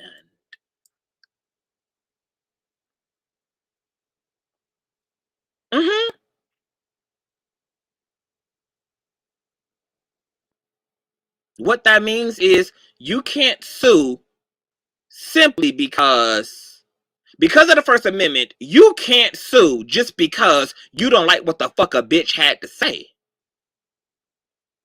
Because of your First Amendment right, what that means is that you don't get to sue a motherfucker just because your ego is bruised by what the hell a motherfucker believes. even if what they say or believe is simply not accurate or untrue. But if what they said isn't true, yet hasn't costed you your daily walk with God, nor had any substantial impact on your name or your business, you simply got to be a big girl and a big boy and eat it, baby. It means that even when these hoes out here lying on your motherfucking name, you can't just sue a bitch, okay? Because they lying on your name. That's it. You got to deal with it. You don't get to sue. This is why most people don't. Okay? Because defamation suits are not black and white. There's criteria for libel and slander. So, Cardi B, as a public figure, has the burden of proving that Tasha either stopped her bags in ways or caused her provable emotional distress. Okay? This would be her going to see a therapist. This would be her not being capable of working. This would be, she would have to prove these things, okay? She can't just claim them. So when y'all heard that Cardi B was taking a stand saying that she couldn't sleep at night and that she didn't feel comfortable fucking her husband, or worse, she didn't even want to live at all at times. This is why Cardi cried on the stand. It's not about whether you believe Cardi B's tears are genuine or not. It doesn't matter whether Cardi B is being sincere or not. Because the tears are only a show of proof for the courts. Because she's suing libel based upon emotional distress. So she got to perform. Now, y'all are going to debate amongst yourselves whether Cardi B is innocent or whether she's being real. It doesn't fucking matter. She initiated a fucking lawsuit, and the burden of making this lawsuit and the claim she has against Tasha real is based upon her fucking performance. So if she got to damn near miscarry on stand, that's what the fuck she got to do. She done paid hundreds of thousands of fucking dollars. Had to take time away from her career, from her family, from her children, from her husband, from her life, from her sanity, to follow and see through a fight she wanted with a blogger through. So of course Cardi is going to commit. If Cardi B got to snatch her motherfucking wig off, jump over the goddamn stand, and roll out of the goddamn double doors in an act of insanity, that's what the fuck you do. Because let either one of you motherfuckers sue me. Let me be the defendant or the goddamn plaintiff, baby. I'ma show you how the fuck you lose your mind on stand. I'ma show you how the fuck you suspend a goddamn court proceeding, baby. I'ma show you how the fuck you get a goddamn continuance. I'ma show you how to cut a motherfucking fool and be administered into the motherfucking hospital, bitch. And shut shit down, baby, until we can gather and things. So while y'all was out here talking about, Cardi B from New York, I don't respect her. I thought she was a gangster. Bitch, it's money on the flow, and it is money to motherfucking lose, baby. What the fuck else do you expect from Cardi? You think Cardi gonna get up there talking in front of white people calmly and she's suing over her reputation and the expense of her emotional well-being, and she just gonna sit up there pretty with a beat face, bitch, I would have come in that motherfucking court as ugly as I could be, bitch. I would have let my eyebrows grow for 4 months over, baby. I would have shaved both sides of my motherfucking head and put a rat tail on top, bitch. I would have came in that motherfucker wearing city trends and any fashion for less, bitch.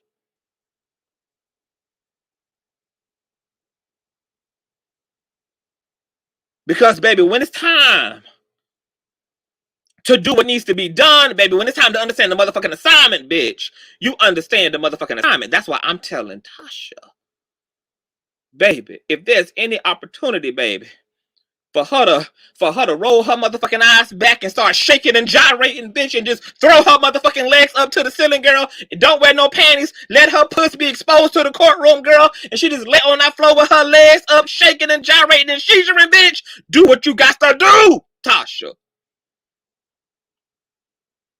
Because, baby, in the words of the Avengers, we in the end times, girl. This is the end game, bitch. Baby, this is now a clash of the motherfucking titans now. Baby, it's time to go. It's time to press the gas and then some, bitch.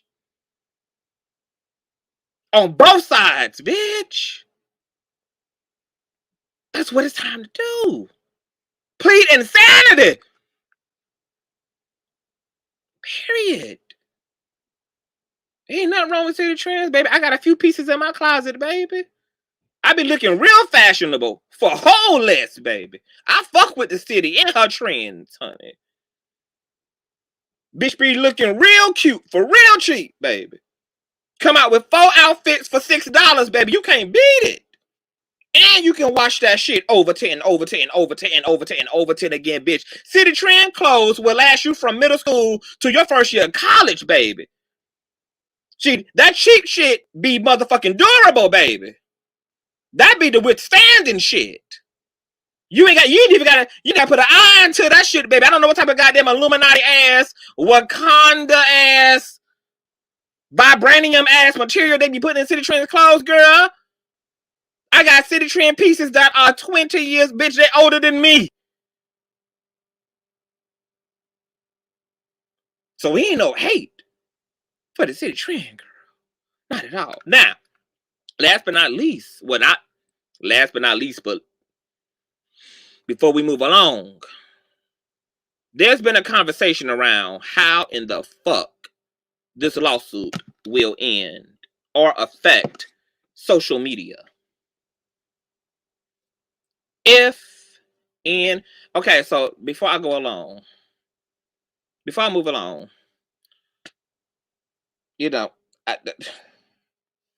of y'all, have never had any control ever in your life.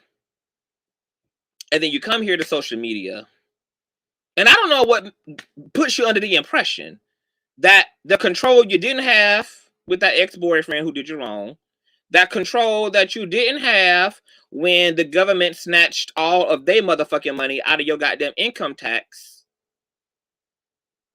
all the control that you didn't have, baby, okay, when erectile dysfunction set in or when the titties hit the floor, bitch. If you ain't had no control up until coming into the stream, guess what the fuck you absolutely, unequivocally, irrefutably don't motherfucking have today? It's control. So be very clear that you can play the recordings as many times as your God-given fingers can muster, baby. And guess what's going to happen? Is I'm going to inch my way through my commentary until we, in fact, get there to that segment. Now, guess what you can do? If you just can't wait, haul ass, baby. And you ain't got to make no motherfucking announcement out the goddamn door. Okay? Now, how would this lawsuit change for bloggers if, in fact, Cardi B wins? Bitch, it won't change a damn thing. Okay? There's been this big old conversation about, oh, what's going to happen? Oh, what are we going to do? What are we going to do? Nothing. If Cardi B wins her lawsuit, she simply wins her lawsuit. The only motherfucking bloggers who ever have had anything to worry about. The only segment of paparazzi and media that has ever had anything to worry about are those whose brand of entertainment is slander and satire. That's it. So Cardi B's win won't affect me, because guess what, bitch? Cardi B done traumatized me by even talking about her at all, honey. So I ain't got to worry about no motherfucking lawsuit, baby, because, you know, I want to keep my bundles, bitch. I ain't got time for the feds to run up in here, bitch, and claim all my motherfucking wigs and weaves and closure pieces and U-parts and take my little pewter desk, bitch. I ain't got time for no type of lawsuits, bitch. I got shit to lose, bitch. So it ain't gonna affect nothing. If you want to stay clear from lawsuits as a content creator, continue to be very motherfucking careful about the way you put your motherfucking mouth on other people. Cardi B is not the first high-profile celebrity to sue a media outlet, a LLC, a blogger, everybody from Kevin Hart to Michael Jackson to everybody in their motherfucking mama done did so. So Cardi would simply go on by her damn life. Okay? Like Breaking the Culture said, if you be careful with your motherfucking words, you'll be okay. Your First Amendment rights afford you to believe what the fuck you want to believe and do what the fuck you want to do. But you fuck with the right situation, you talk the wrong kind of way about a situation, somebody just may pay your ass some attention that you don't want to be paid. Now, there's also been a question before we move on. If this lawsuit is a win for Tasha K, some of y'all not gonna like this, and it's okay. But it's still a win for Tasha. You know why? Because Tasha is sitting at 1 million. She has a successful website that she makes great revenue off of. Because of the type of entertainment news Tasha specializes in.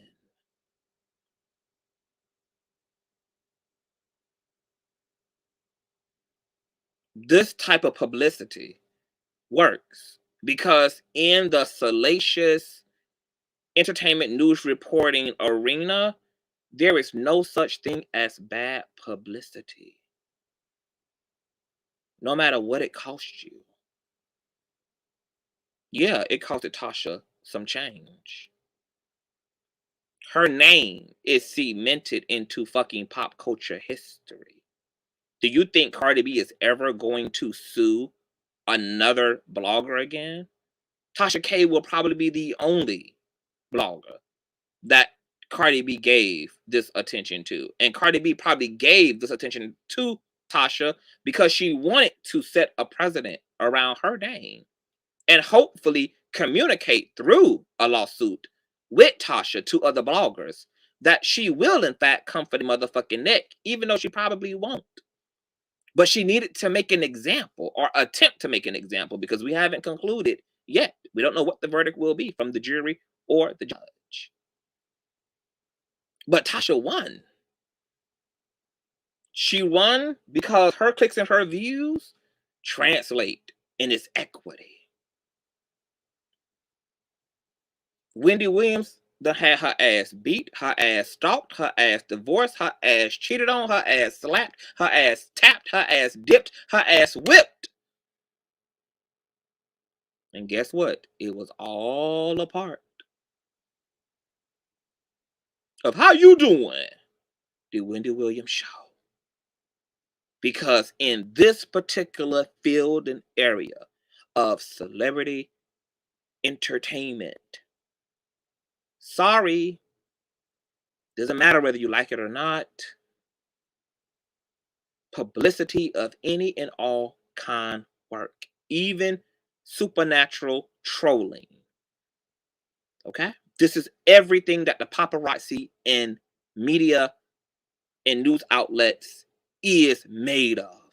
All blogging and gossiping is professional trolling.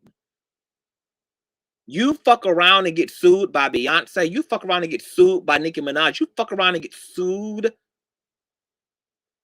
by Cardi B, baby. Because people talking about worth losing everything. Baby, you can build again. Because guess what? Tasha gonna have her audience. That's what y'all don't understand. Tasha makes money off her audience. Cardi B don't change that. Because those who fucking with Tasha.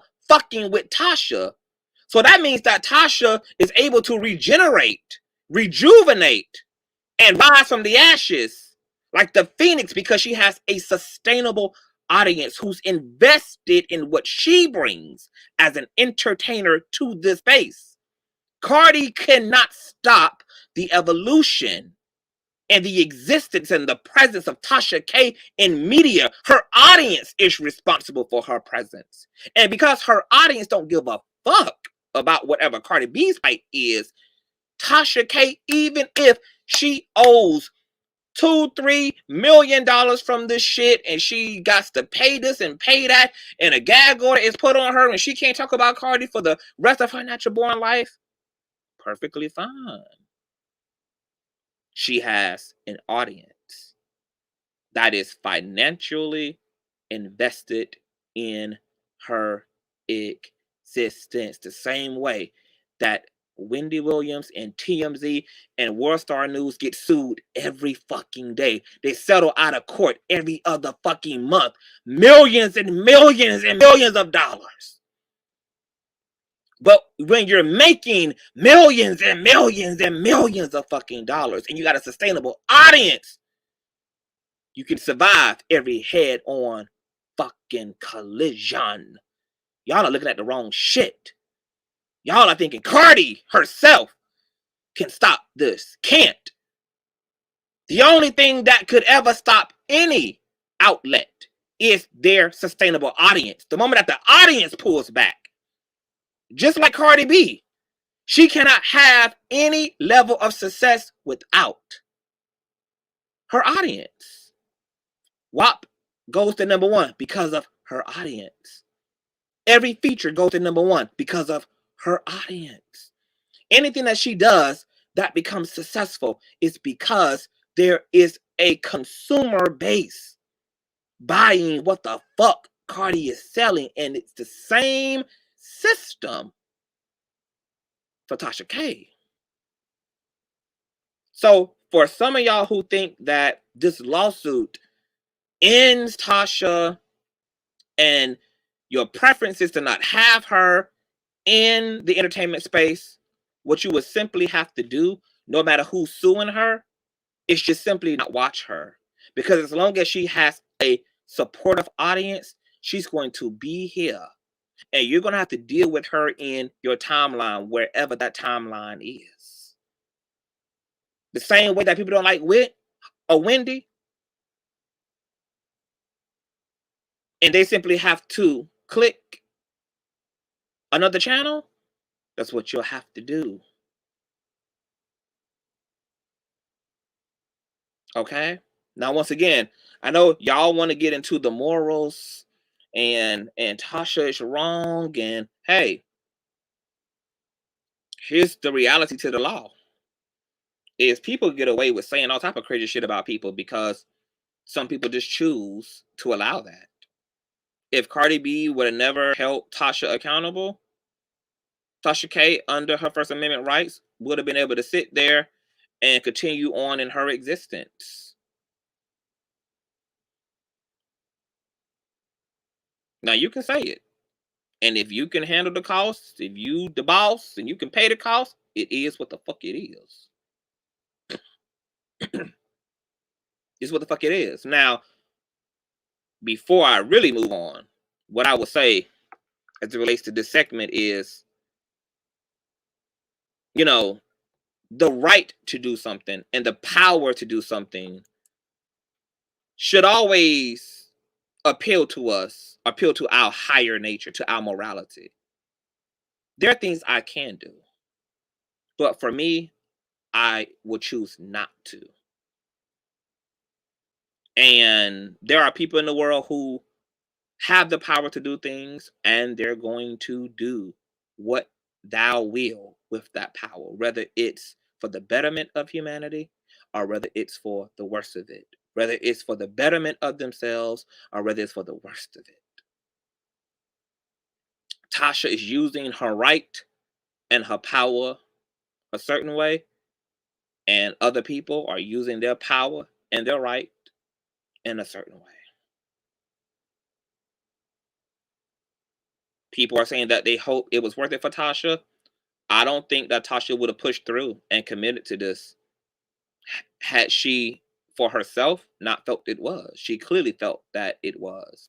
Only Tasha knows what she felt she had to gain from this. But the fact that she had opportunities out of this and didn't take them, and the fact that she doubled down on her position in this thing tells me that this is what Tasha wanted. And once again, when I look at it from her perspective and the genre she's in, yeah, she'll take the loss now, but ultimately Tasha wins the war. If Cardi wins, Tasha simply lost the battle. She didn't lose the motherfucking war. This made her more famous. Her audience will travel wherever the hell she goes. And she will continue to grow and to evolve. And the Cardi B will just be a thing of the past.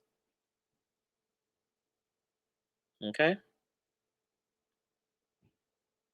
And for Cardi B, I'm not mad. Cardi B has the right to hold Tasha accountable if that's what she chooses to do. Because if somebody else's opinion is costing you, you have the right to hold them accountable for that opinion or for the way they distribute that opinion. And that's what I'm saying, Alulu, integrity. I think integrity is, I'm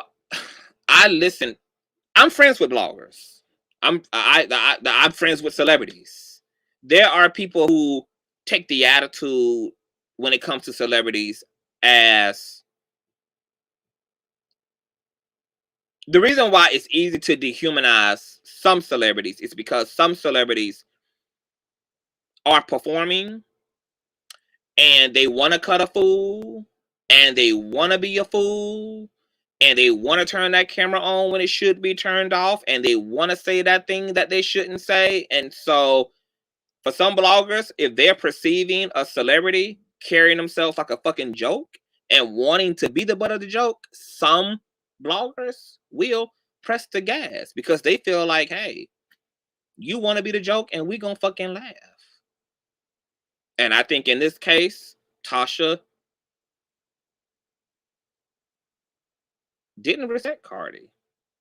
And to Tasha's point, Cardi isn't a pristine figure. I love Cardi. I listen to her music. I think she has a entertaining personality. But I'm not up so anybody's ass that I have a rose-colored perception of them. Cardi has said ignorant shit. Cardi B has compromised her own fucking safety and livelihood by ganging up on a bunch of bartending bitches over a motherfucking nigga who she don't have to be with to begin with. Cardi B was willing to put her fame, her legacy, the things she's worked for, over fighting bitches over community dick. So you damn right, if there's people looking at Cardi like this bitch is a joke, Cardi does plenty of things that tell other people and inform other people that she don't mind being the motherfucking joke and treat it like one. When Cardi B had the fucking nerve to have a child, and then 1 year later, after giving birth, pull up on some hating ass fans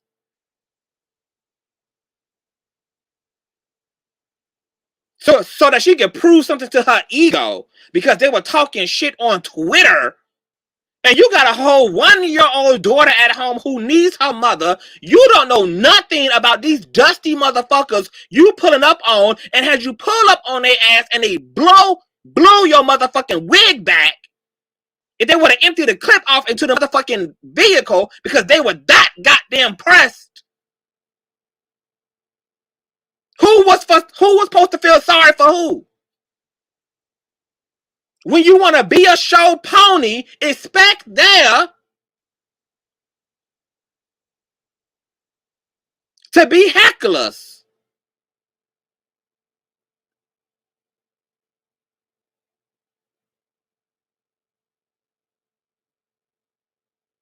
Cardi B has acted a plumb fucking fool. So, from a blogger's perspective, I can see how it's easy to dehumanize, to have a dehumanizing perception of Cardi, because she walks into all the punches. She herself acts like she don't give a fuck, and therefore she attracts people who don't give a fuck. Cardi B attracted the biggest I don't give a fuck in her life, which manifested as Tasha K, who matched the fuck. That's not given.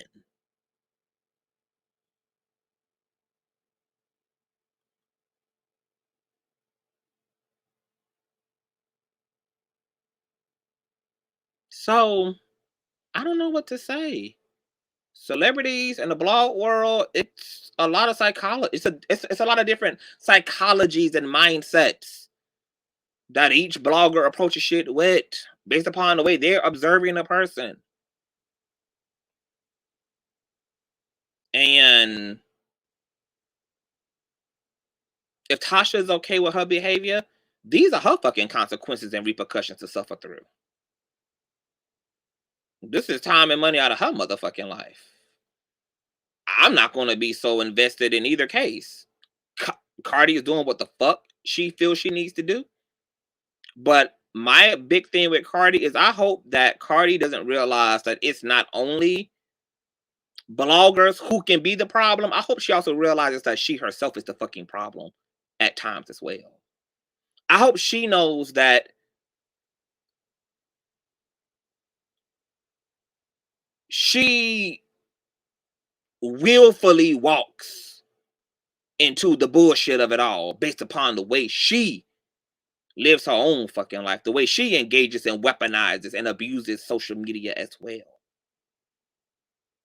I hope that she realized that Tasha is a emanation and manifestation of something that exists in herself as well. That what she's dealing with with Tasha, is something she's dealing with herself too. That whatever nastiness she feels Tasha is, whatever evil she feels Tasha is, whatever demon she feels, I'm sure them bartenders feel the same way about Cardi. What a fucking demon over a nigga. I'm sure that the fans that were so disappointed over her pulling up on some haters and she could have lost her life also felt the same way about Cardi. What a fucking demon to have such low vibrating ass priorities. So now that you're crying before the world, of course, is there going to be a group who's going to empathize? Sure. And is there going to be a group that's going to say, fuck this bitch? Sure. Cardi is a human. And Cardi is also a reckless human. And so the people who are desensitized are the people who just can't take Cardi seriously under these circumstances when she's put herself in so many real life situations that should have put pain on her face. Like staying with a motherfucking nigga who could have... Staying with a nigga who could have compromised your fucking health because of his level of infidelity. Offset is just Tristan Thompson's little brother. That should have put pain on your face.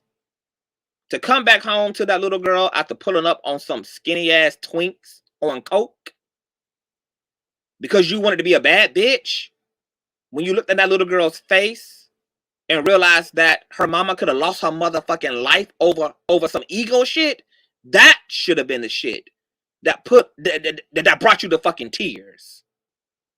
That should have been the shit that made you wrestle with some conviction in yourself.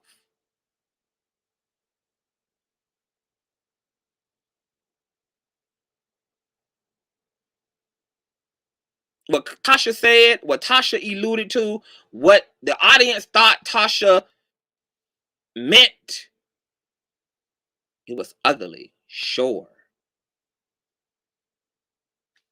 But I'm not so indoctrinated by Tasha or Cardi B to where I can't discern and completely understand why these dynamics look the way they fucking look. It's a complicated matter.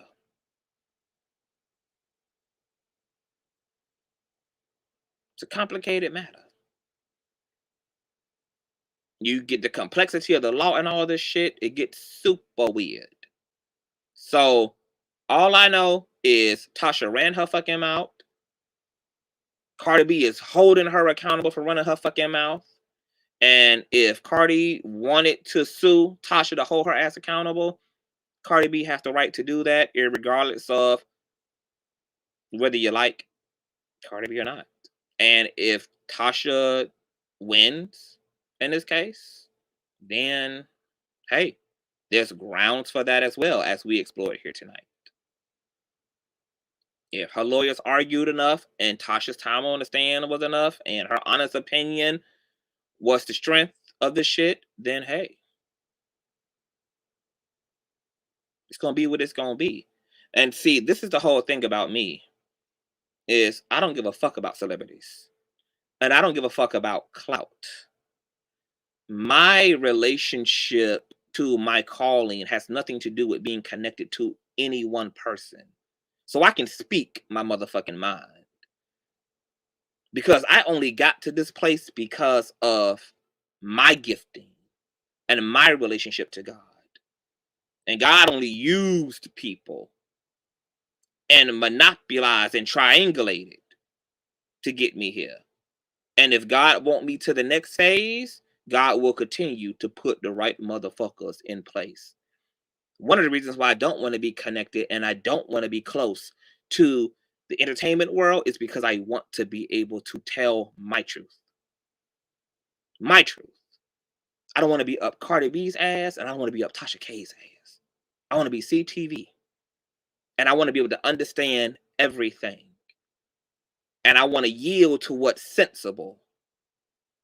I want to yield to what really makes sense. I don't have to worry about relationships. So, will y'all be seeing me at industry parties? Hell no. Because the entertainment world is not built for people who tell the truth. People who want to ass kiss and want to suck dick and running out of clout, they're the ones who are banking on their relationship to other people. I'm rolling the dice on me. I'm betting on CTV. Not betting on anybody else. So the truth is what will always get spoken here on this channel. I don't give a damn who we're talking about. I think we gave a great perspective on the legalities of what's going on and the arguments on both sides. And I wish the best for all involved. Whatever the hell that is. Because it's at the end. And it's going to be what the fuck it's going to be. Now.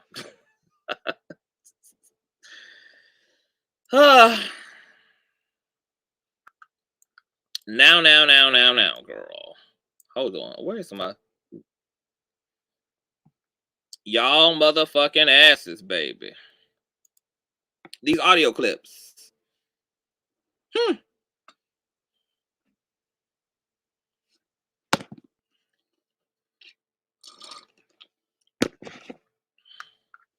Let's talk about these audio clips. So, audios were sent to me. As you guys heard Tasha say on the live, CTV, just listen for yourself.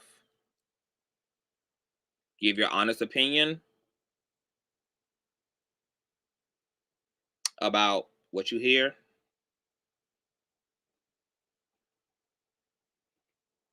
And you just do what you do best at CTV. So, the night that I got off the live, I listened to the audios. They're 20 minutes apiece.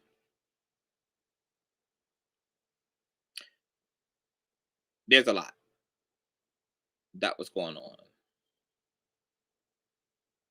What I need to say first is what the audios are not is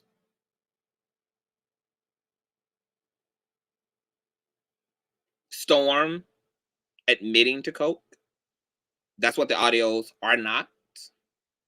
Matter of fact, the audios don't even feature Storm at all.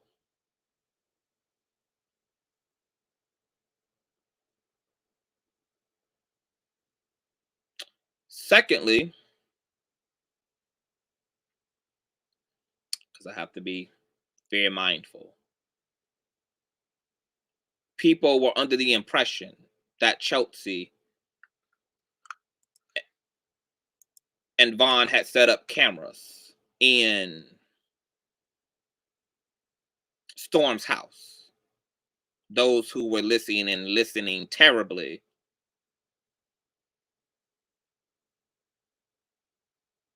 misconstrued. Chelsea had Vaughn set up cameras in her own house. Chelsea's apartment has surveillance, not Storm's place. You got to remember, Chelsea and Vaughn moved in together into Chelsea's place after their stint with Storm. Now, I have to say this too.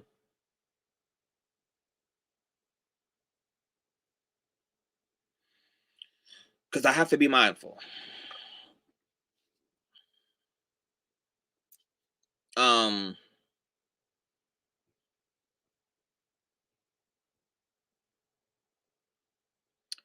There were audios that upon review, upon listening to them, that both me and Chelsea felt were too much of a lie. They were too much of a liability. There were things communicated that could have a very interesting impact on Vaughn. And nobody is interested in destroying Von Ray. They had a relationship. It went bad. Shit blew up on the internet. People went to defend themselves. People said low shit about each other. But hurt feelings doesn't warrant the destruction of someone socially, etc.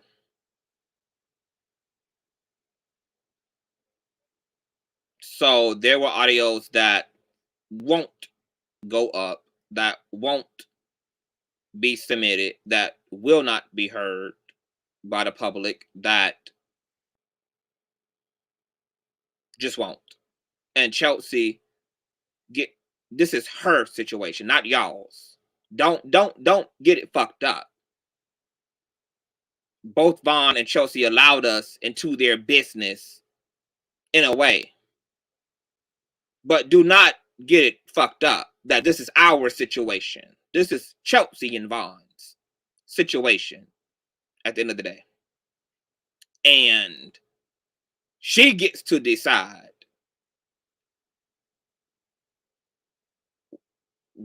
how bad she want to press the gas or don't. This is her situation with a nigga. I'm not confused about the fact that it's not my place for the sake of content to tell her to do what's in the best interest of content, because these are two real life human beings and there can be serious consequences of both of their actions. They can be things they can do today out of their egos that they can regret 6 months from now. That wouldn't have been worth it over things and people they were going to get over, because they were going to get over each other, if not already over each other.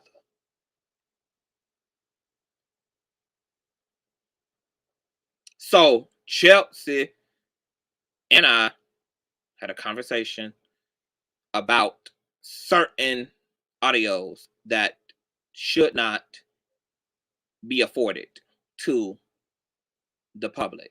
And there's also something else attached to that I don't want to go into. There's a little bit of some legal things that got started, and there's already a lot on both people's plates, and she felt it was not best to add more fire to the flames. Now, what I will say to that, because once again, I got to be careful. I don't give a fuck about, see, y'all just here for, y'all don't give a fuck because it's not y'all. So, and baby, Chelsea doing what's best for her, Vaughn doing what's best for him, and CTV damn sure doing what's best for him.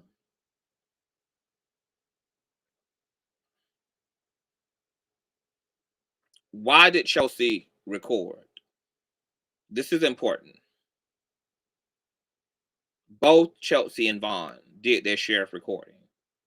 That's why there are clips of him holding his phone and her saying the shit she's saying in the background, and vice versa. There's shit that Chelsea has of shit of their arguments. Is it wrong to record? I will say this. Once upon a time, I did think that it was wrong to record. I did. Once upon a time. But considering that we live in the day and age of social media and everybody got a motherfucking phone, and there can be things said and done, and you may not pick up your phone to record, but another motherfucker does choose to.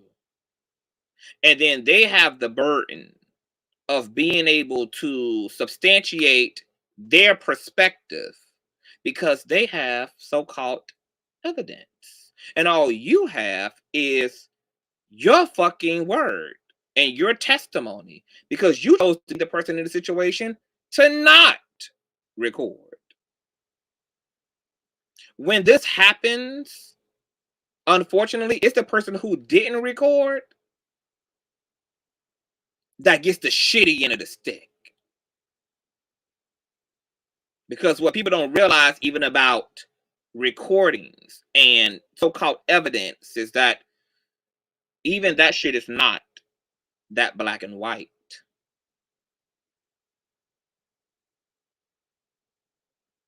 It's not.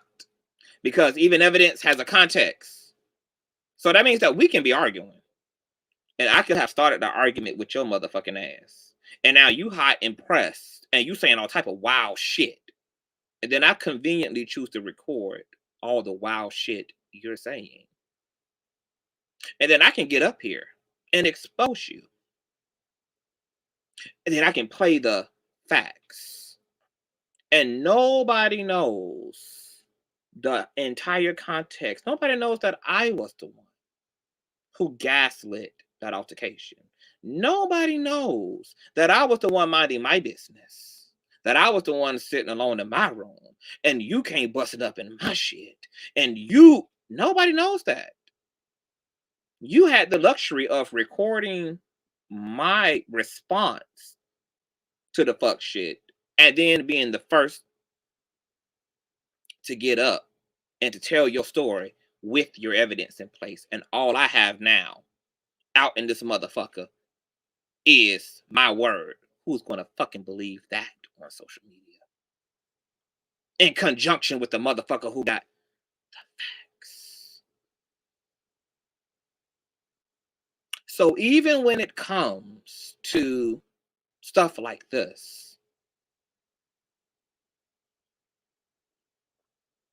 it gets all fucked up. Because the audience doesn't have emotional intelligence. Don't even think that deeply. They just be here for the fucking tea and the mess of it all. And whoever seems to have the clearest facts, they don't even think about how unclear those facts actually are. They don't. And then the person who, in fact, may be fucking innocent just gets duped as the villain in the situation. Now, once again, me, I don't record people. I'm pretty sure people do their fair share of recording. My whole thing is I'll just spill my own fucking tea. And I make sure that I say the same thing to everybody. That's why I don't be giving a fuck about who's recording. Because whatever I said to you about a motherfucker, I've said to them. I maintain continuity. So recordings don't mean nothing to me. And I personally choose not to. I understand though. That's my preference. But I'm also aware that me choosing not to record gives another motherfucker a leg up because they may in fact do record. In whatever scenario they choose to record me in. I accept that I'm probably going to lose in a situation like that because people are going to believe the person with the proof. I'll take that L. Because I personally just don't want to buy into the whole recording people. I don't record my personal conversations with my friends, with my peers, with my niggas. I'm aware that they got phones. I'm aware they got tablets. I'm aware that they can press the record, but I'm aware that it can be whatever. I just take the fucking L. And we're walking on pins and needles because there's legal shit involved. Once again, I don't give a fuck about y'all wanting the tea. That's not what's important to me. There's legal shit involved. And there's people's reputations on the fucking line. Something I'm aware that most people don't give a fuck about. I don't give a fuck about motherfuckers not giving a fuck about that. I give a fuck about it. Okay? Now, with that being said,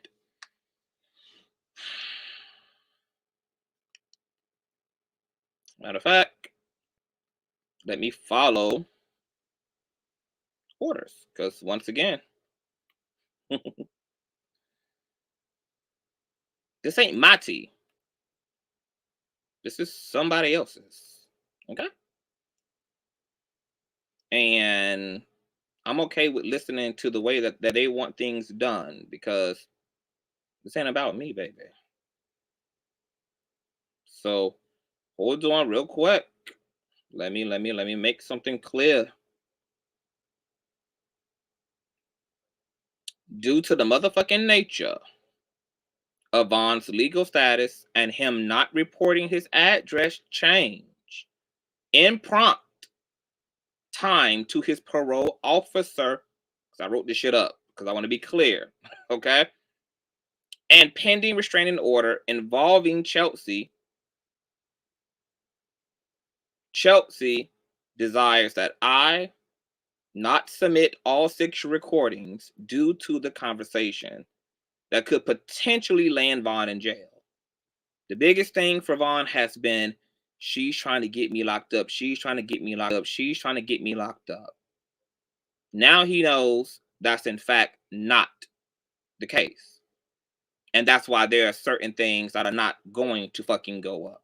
Because Chelsea is not trying to destroy or hurt or injure Vaughn in that way.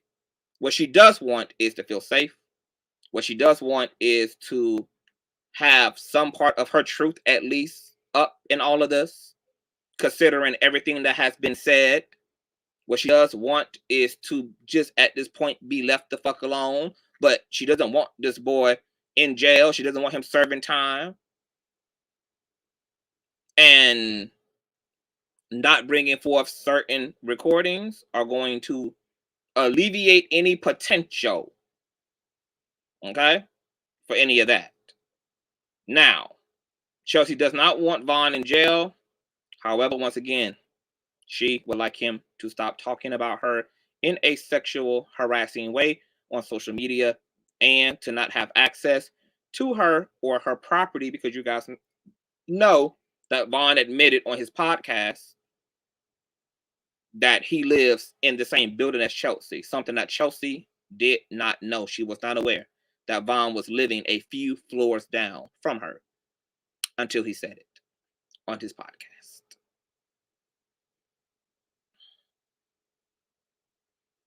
Okay. There's a lot going on. With all the ugliness, the restraining order has no bearing on any of his current cases. So this protective order doesn't have anything to do with any of Vaughn's previous litigations. They have no bearing. They have no effect. They will not be recognized in conjunction with his legal troubles that already exist. With all the ugliness and destruction of relationships and friendships, the audio of drug allegations will not be released. Because whether the statement was said in a joking manner, it furthers that narrative. Okay? No one is allowed to use the audio that is going to go into my Patreon. No one is allowed to post it to YouTube. However, people can give commentary on what the fuck they heard. No one has permission to play my audio on YouTube, on Dusty Ass, Station Head, and any fucking where else that motherfuckers creep and crawl at.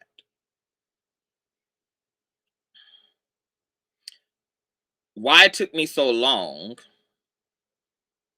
to get with y'all is because I had to get shit copyrighted so that I can be in control of where the audio lands. So just letting it be known right now, right here.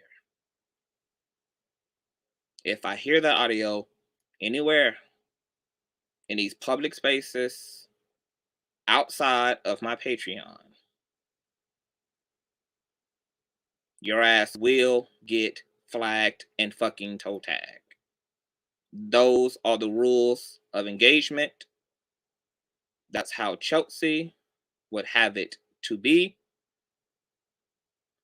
There was also, and the reason why things are being moved around differently now is because there was a conversation that I had with both Vaughn and Chelsea last night. They agreed to both stop what has already occurred. They both agreed to chill, sit the fuck down, to avoid each other by all means necessary.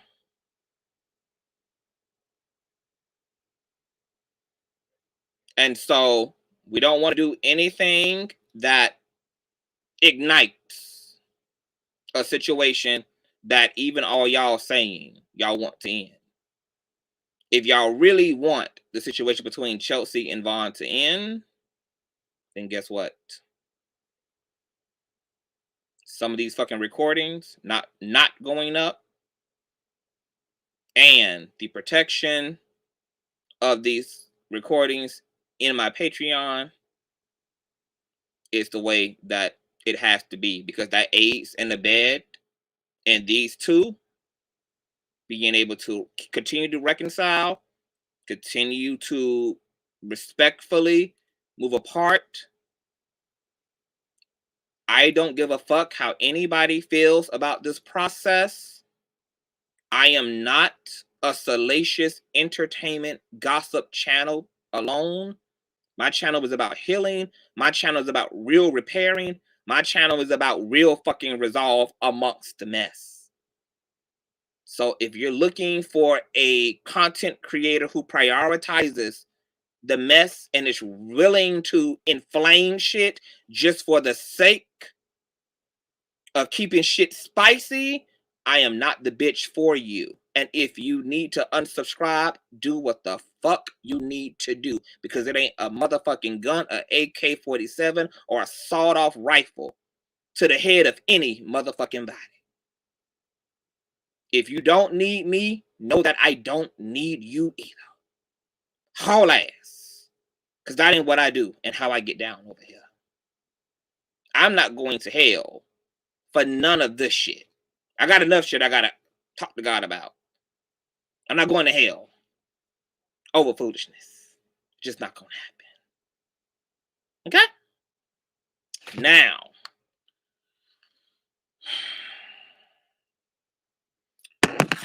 when y'all hear the audios, what you're going to hear is up for interpretation. I think I'd rather load the audios into my Patreon first, let you guys hear it. We can even have a conversation and a live stream in the Patreon about it, because what's in the audios is subjective, suggestive. There are things that exonerate Vaughn in the audios. There are things that exonerate Chelsea in the audios. It's giving different things. So, the drug thing about Storm,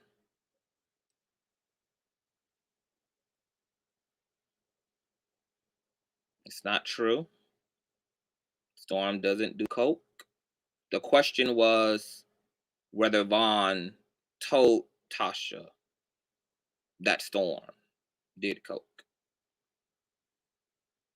The audios deal with a conversation between, the audios that are going up deal with a conversation between Chelsea and Vaughn about the cocaine allegations. My interpretation,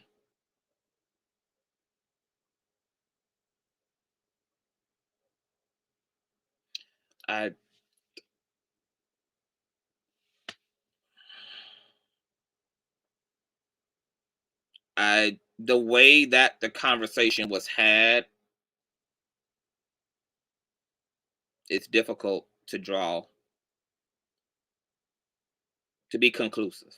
It's like a STI result, inconclusive. And that's why I say it's subjective. It's subjective. So you have to just form your own, or not form your own. You know, because I don't. Maybe I think I'm gonna choose not to form my own. I just know that it is subjective, and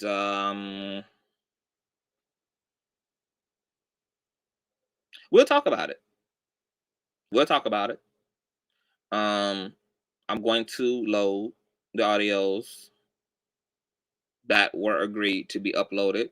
And once again, these audios won't injure Vaughn in terms of his safety, in terms of jail, but they just speak to certain allegations that were put up. And it's up to y'all to decide if y'all believe Vaughn did or did not say those things. Okay. So, no, it wasn't clickbait. If I just sat here and fucking told y'all that, do y'all realize that all of this is not playing out in front of the screen? Shit is going on every day in real life with these situations. Conversations were had last night. Decisions are made. This is not, what happens here is not the situation. All the shit y'all don't see, all the shit y'all not exposed to, goes into informing the way shit plays out up here. Those audios were going to go up and go up a certain way prior to some of the things that transpired behind doors, like there being a agreement between parties. Tasha's video also went down about Storm. Once again, what y'all see here for an hour or 2 or 3 or 6, however the fuck long I'm here, this is only one part of it, girl.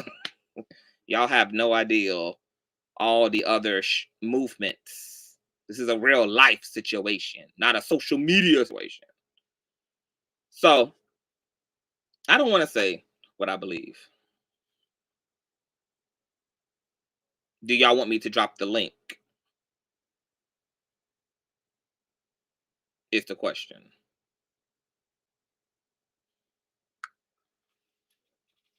She didn't, it wasn't about exposing Storm. The controversy was around whether Vaughn said those things to to Tasha about Storm. What I can say about the audios is that what Storm said about these two motherfuckers having a volatile relationship and having a very argumentative, contentious relationship is very true. It's very easy to tell that they have a combative relationship, that they don't get along, that they trigger the fuck out of each other. You can tell that these were two people who definitely constantly bumped head. And once again, the conversation around the cocaine did come up. What you take away from it will be up to you. And once again, any content creator is allowed to give their perspective about whatever's in the audios, but anybody who runs my audios, your shit will come down. And it will come down without warning, and it will come down without a conversation, and it will come down without a text message, and it will come down without an email. And the reason why I had to get it copywritten is because it doesn't matter how you dupe it, slow it down, put edits in it, speed it up. It's coming down. You are allowed to listen as much as you want to, and you can give your perspective. But your shit will come down. And I'm not going to say a motherfucking thing to you because I made it perfectly fucking clear. It'll come down. Hi, Jonathan. Hey, Conscious. How are you? Good. How you been? To be honest, boo, the past few days have been a lot. Yeah, because I only watched the other night when it was 6 hours pretty much from start to finish, and I was falling asleep by the time that was all over because that was a lot. And I could see from the other ones that this has been going on for way too goddamn long. Yeah. So I can It feel how exhausted you are from this. Cause shit, I was exhausted and I'm behind in all of this. yeah. I think if it was just social media, it'd be one thing. But because it's not just something that's playing out in social media, there's a real life aspect to this outside of all of this. And to help to get that on track was a whole nother level of energy that I'm happy to have been in a position to offer, because I played a significant role in things coming to a respectful end. And But I it applaud was you for wanting it it to was be that way. it was work. Yeah, and I applaud you for wanting it to be that way, because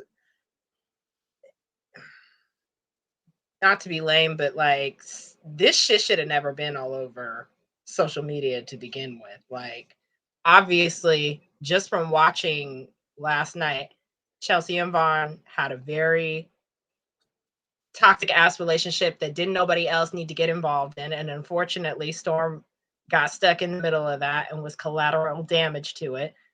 And Tasha being Tasha didn't make the situation any better. In fact, made it a whole lot fucking worse.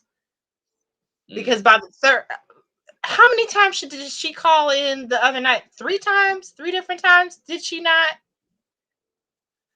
By the third time, I'm over here like, didn't she say she was going to bed? Like, girl, why do you're not making the situation better. In fact, you're making the situation worse. And you're not even, you're making yourself look worse at this point. Well, everybody was. Vaughn wasn't making himself look any goddamn better. Chelsea, I understand why she sent you all that audio. I get why the audio. I'm also very proud of her. I'm very proud of her for also taking her foot off the gas, because once again, people's real lives are at stake. People's reputations are for real at stake. People's freedoms and it's are not no potentially game. Yeah, at stake. and it's not no game. People think, yeah, people are in this social media shit experiencing it like a virtual reality. It's reality before it becomes virtual. And when the virtual part stops, reality is still moving. So when last night's stuff happened in real life outside of social media, that changed the trajectory of things that were probably going to play out a very different way. Yeah. Had the things that happened last night not happened. Well, so I hope this is the end of it. Yeah. Well, this is a attempt. Yeah, this is a great attempt at I hope it's the end of it on all parties' parts. I'll say this. Judging by the neutrality that you were describing those audios, I would assume that, yes, that a lot of that audio was, like you said, very toxic, giving very much so domestic violence tease. And alcohol may or may not have been a contributing factor in some of those audios. It may or may not have been a contributing factor to some of the conversations that certain people want to act like didn't happen, or things that they in fact did say based on those audios didn't come. The sober them wanted to say that didn't happen and that didn't come out of my mouth. Because I'll tell you, as somebody who is generally is always the sober person in the room, I'll tell somebody what they said the night before, and they'll be like, "I didn't say that," and I'm like, "Yeah, you did. The only difference is I don't got you on video saying it." Right. Exactly. People want to. Shit. People don't really always remember. Hell, I can have a conversation with someone and go the fuck in on somebody, and then 2 days later they'll remind me, and I'm like, "Ooh, I said all that? Really? I said that?" That's the point. People say things and don't think about the consequences of what they're saying. Right. in the moment. Right.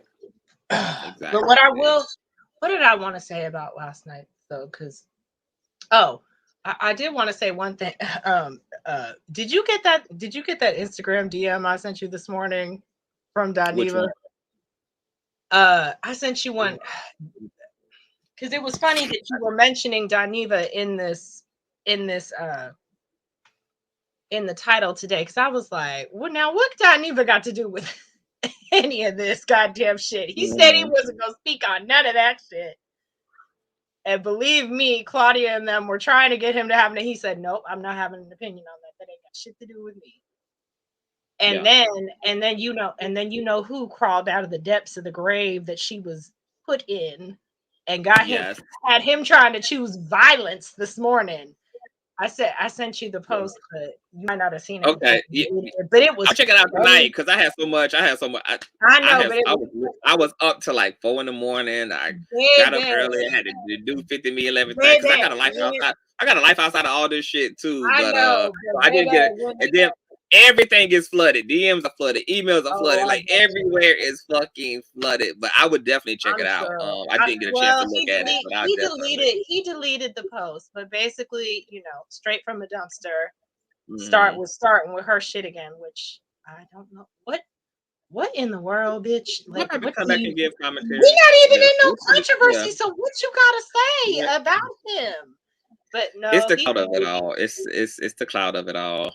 I know, for real. Like Tasha and Storm were saying last night, for the clicks and the views. Really, for the clicks and the views. This was all for clicks and views. He woke up trying to choose violence this morning, but he changed his mind on it. But baby, he read her with just 4 pictures. He didn't even have to put no text to it. It was just 4 photos. And people in the comments were screaming. They were ads for health issues.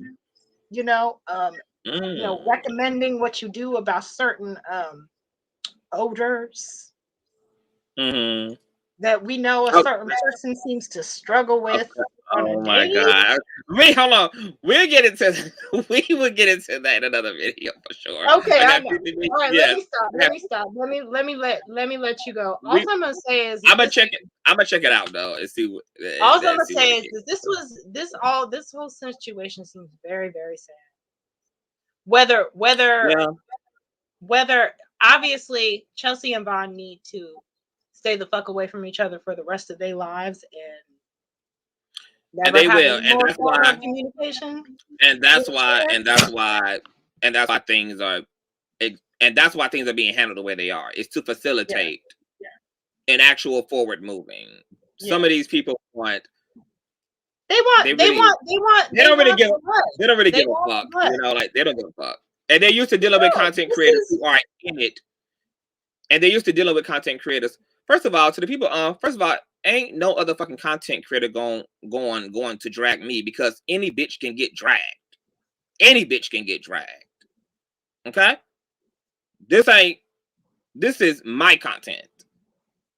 A bitch is not going to drag me over my content.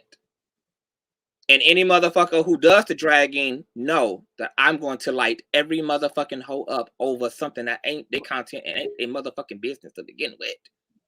Oh, because you lit. Are you gonna drag? Why would anybody have a problem about 2 motherfuckers not doing each other in any more than they have done each other in? Well, people treat social media like the Romans used to do with the gladiators. They want to see the blood. They want to see, they all choose death and violence. And they can choose another motherfucking content creator. I know. That ain't what I live. That ain't what the fuck I do over here. Like I said, I'm a heal. I'm only in this situation as a healer to begin with. I'm not in this situation for the fuckery of it all. I have all the resources. To incite the fuckery of it all. You do. To press the gas on the fuckery and then some. Another person wouldn't have gave 2 shits if Chelsea had handed over that audio to them willingly and would have put that shit out there for the world to make their own decision over. And people And will that's still where make their own decision over because it's not. and that's where the audience can decide who's who based upon what you just said. They'll It, know what type of content creator is a certain in type of a any content creator and who the fuck ain't a certain type of content creator. in any situation, everybody's hands are usually dirty. Because if it's really I'm innocent and this person is the guilty party, the innocent party usually walks away from the fucking situation and has nothing more to do with it. Well, both of these individuals were young and they did their No, fair no. share of I getting just caught up. meant no, and I get that. And I meant in like in terms of this whole stuff with Storm and Tasha, this all just it's sad because it obviously there was some sort of friendship, there was some sort of friendly, you know, relationship, and there was some sort of boundary lines crossed, like whatever. When Storm blew up on Tasha last night about you brought him into my house, I wouldn't have ever been friends with him if it wasn't for you, you know, basically was what that was all.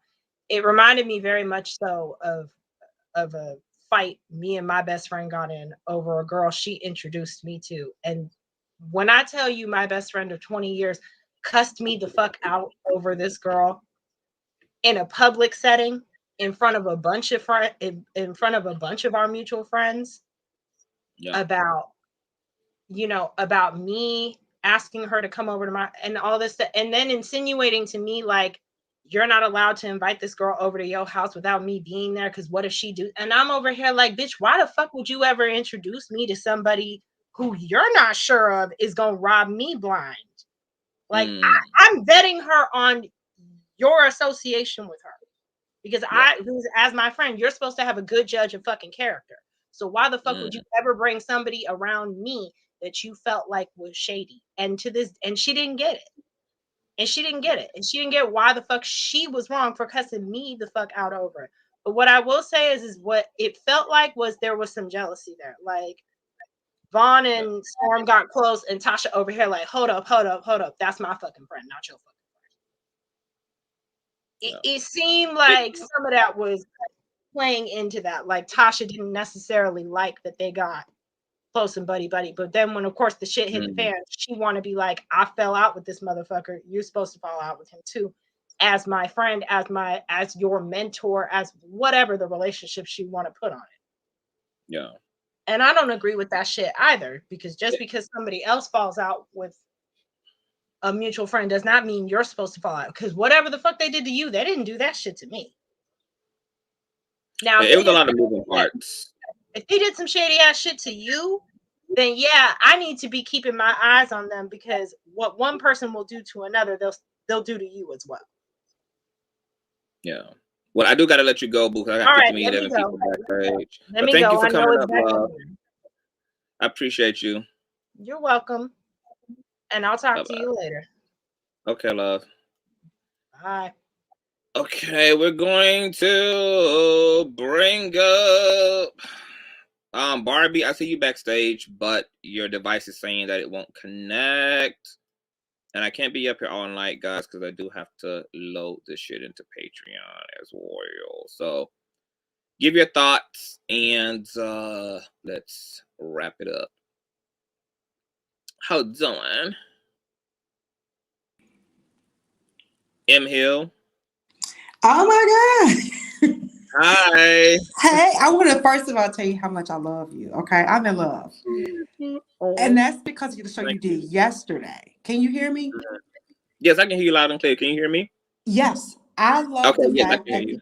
you are so just neutral. You go both ways in your comments. You don't just stick to one side. And when you did your monologue, I'm going to call it a monologue, about Black women yesterday, I was like, subscribe.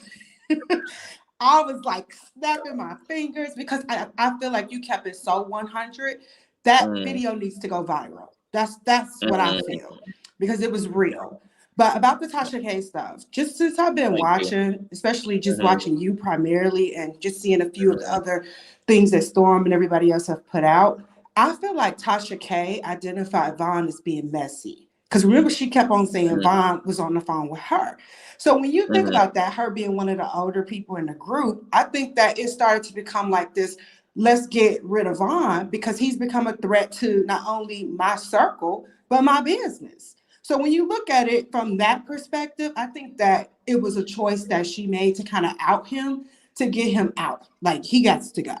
That's my first point. But my second point is, you think about the age these people are. I'm not that much older, but these are all growing pains. You have to go through the process. Like, if you were more mature, a little bit older, you would have known not to ever let anybody recommend somebody to stay at your house. I don't care if I got a house or not. You don't come in my space, whether I'm there or not. Now, we can go ahead and put our money together and get him a room, but him moving in and then not a girlfriend come, that just was a whole shit show. It was set up from the beginning to be just like, they should have just had the cameras and named it Real World, for real. Because that's what it turned into. It might as well should have been. You're right. That's exactly what it turned out to be. Yeah. To me, it was just a lot that we probably don't even know. And then as it started to unravel, they're only revealing their defense. But what was happening on the other end? You know, we hear that Vaughn was recording at Thanksgiving. He's a clout chaser. We hear that Chelsea fell for the okie doke. She's desperate. You know what I'm saying? We hear that Tasha was trying to sign contracts. She's the opportunist. I mean, you got all the characters for a reality show. I don't know where the producers is at, but they need to go ahead and grab this cast, honey, because this can really go viral and do some things. I should have been asking Larry to get, like, let's get this money, honey, because Black YouTube is off the chain with the And chicks. look, I've been looking. I was seeing you had set it up to go live today. I was stalking the page. I was like, when is he gonna come on? Because I can't wait to hear. So you got to think about it. We still, you know, cautious and at home. You got everybody attention. This is a captive audience, and to capitalize on that right now, not only is it going to benefit you, but it benefits everybody. And you're right. Even going back to the trial with Tasha, she's going to win even if she loses. That's just how this world is set up. So that's all I got to say. I'm going to go ahead and take me a thank you so much, bath. Thank you. I love you so much. I love you, bro. I'll be checking with you. Okay, boo. That was M Hill. Okay, let's get. Let me see. Let me see. Let me put up situation. Where's Young Black Gifted? Are you there? Conscious, can you hear me? Hi. Yes, I can hear you. Can you hear me? I absolutely can. And you're coming in so clear, so perfectly clear. Excellent production, excellent audio. And you look fantastic. You absolutely look fantastic. I think this is. Oh my goodness! I think this is my favorite look. The one you had when he refused to wear a shirt. I like that. It gave Black Viking, that Nordic look. I really loved it. But like today, the white with the hair. I just had to do a little fangirl look real quick. You look. Oh, thank you. Don't flatter me, okay? Don't flatter me. You know, you're Black professionals. I keep saying this to you. We absolutely are so proud of you. You do carry yourself in a way that is expected in the corporate world, very much so. I actually mentioned that to you a few weeks ago with Wiley, but that's how I carry myself. You know, you still be charming, but you do want to be balanced. You do want to be balanced and look at both sides. And it's very appreciated because you, like your personality, what you're giving is really needed in this Black YouTube millennial space. It's great. I really, it's you know, I really appreciate that. I'm aware that I'm swimming amongst sharks, and you're doing fine. Being yourself. And, well, you know, I'm a commentator myself. Like, I put myself in these positions of Vaughn and Chelsea, and I'm like, this could be my situation any day. Like, and so just listening to these people talk about the way that they would like things to be worked out going forward. Matter of fact, how do you feel about certain audios not being submitted for the sake of solidarity? Well, that's the best way to move. Like, is that a letdown for you? Not at all. I think one thing about your channel, it's not messy. And I do like the mess. And I do I know Wino Gang, I am. You know, Tasha is messy. But that's Tasha. I like the fact that you still, you know, the shade, you're very, very witty. You're very witty, very much, you really are witty. But at the same time, we can objectively look at these issues because we do need to look at them. This is relationships. Tasha K and Storm not only have a friendship, they had, or hopefully have, present tense, a business relationship. I've been following both of them since minute one, and Armand. Like the minute they came up in the feed, I was like, and they're young Black millennials. I have been watching them, and right now, as the last caller said, this is growing pains. And she's so correct. It is growing pains. We are all 40 and under. We are that new generation doing what we need to do. And we are learning. And from your channel, where it can just be a level-headed equilibrium, a homeostasis, where we can come together and discuss issues that we really cannot do on other channels, because they are kind of a little bit more focused on like the tea, the gossip, et cetera, et cetera. That's what I mean. Like and everyone says it's about you. It's the maturity. We do really need that maturity. I was so impressed with you when you were speaking with Wiley. You were firm but respectful, but you listened to him. That's how we were supposed to dialogue. We don't need to consistently be loud and even curse.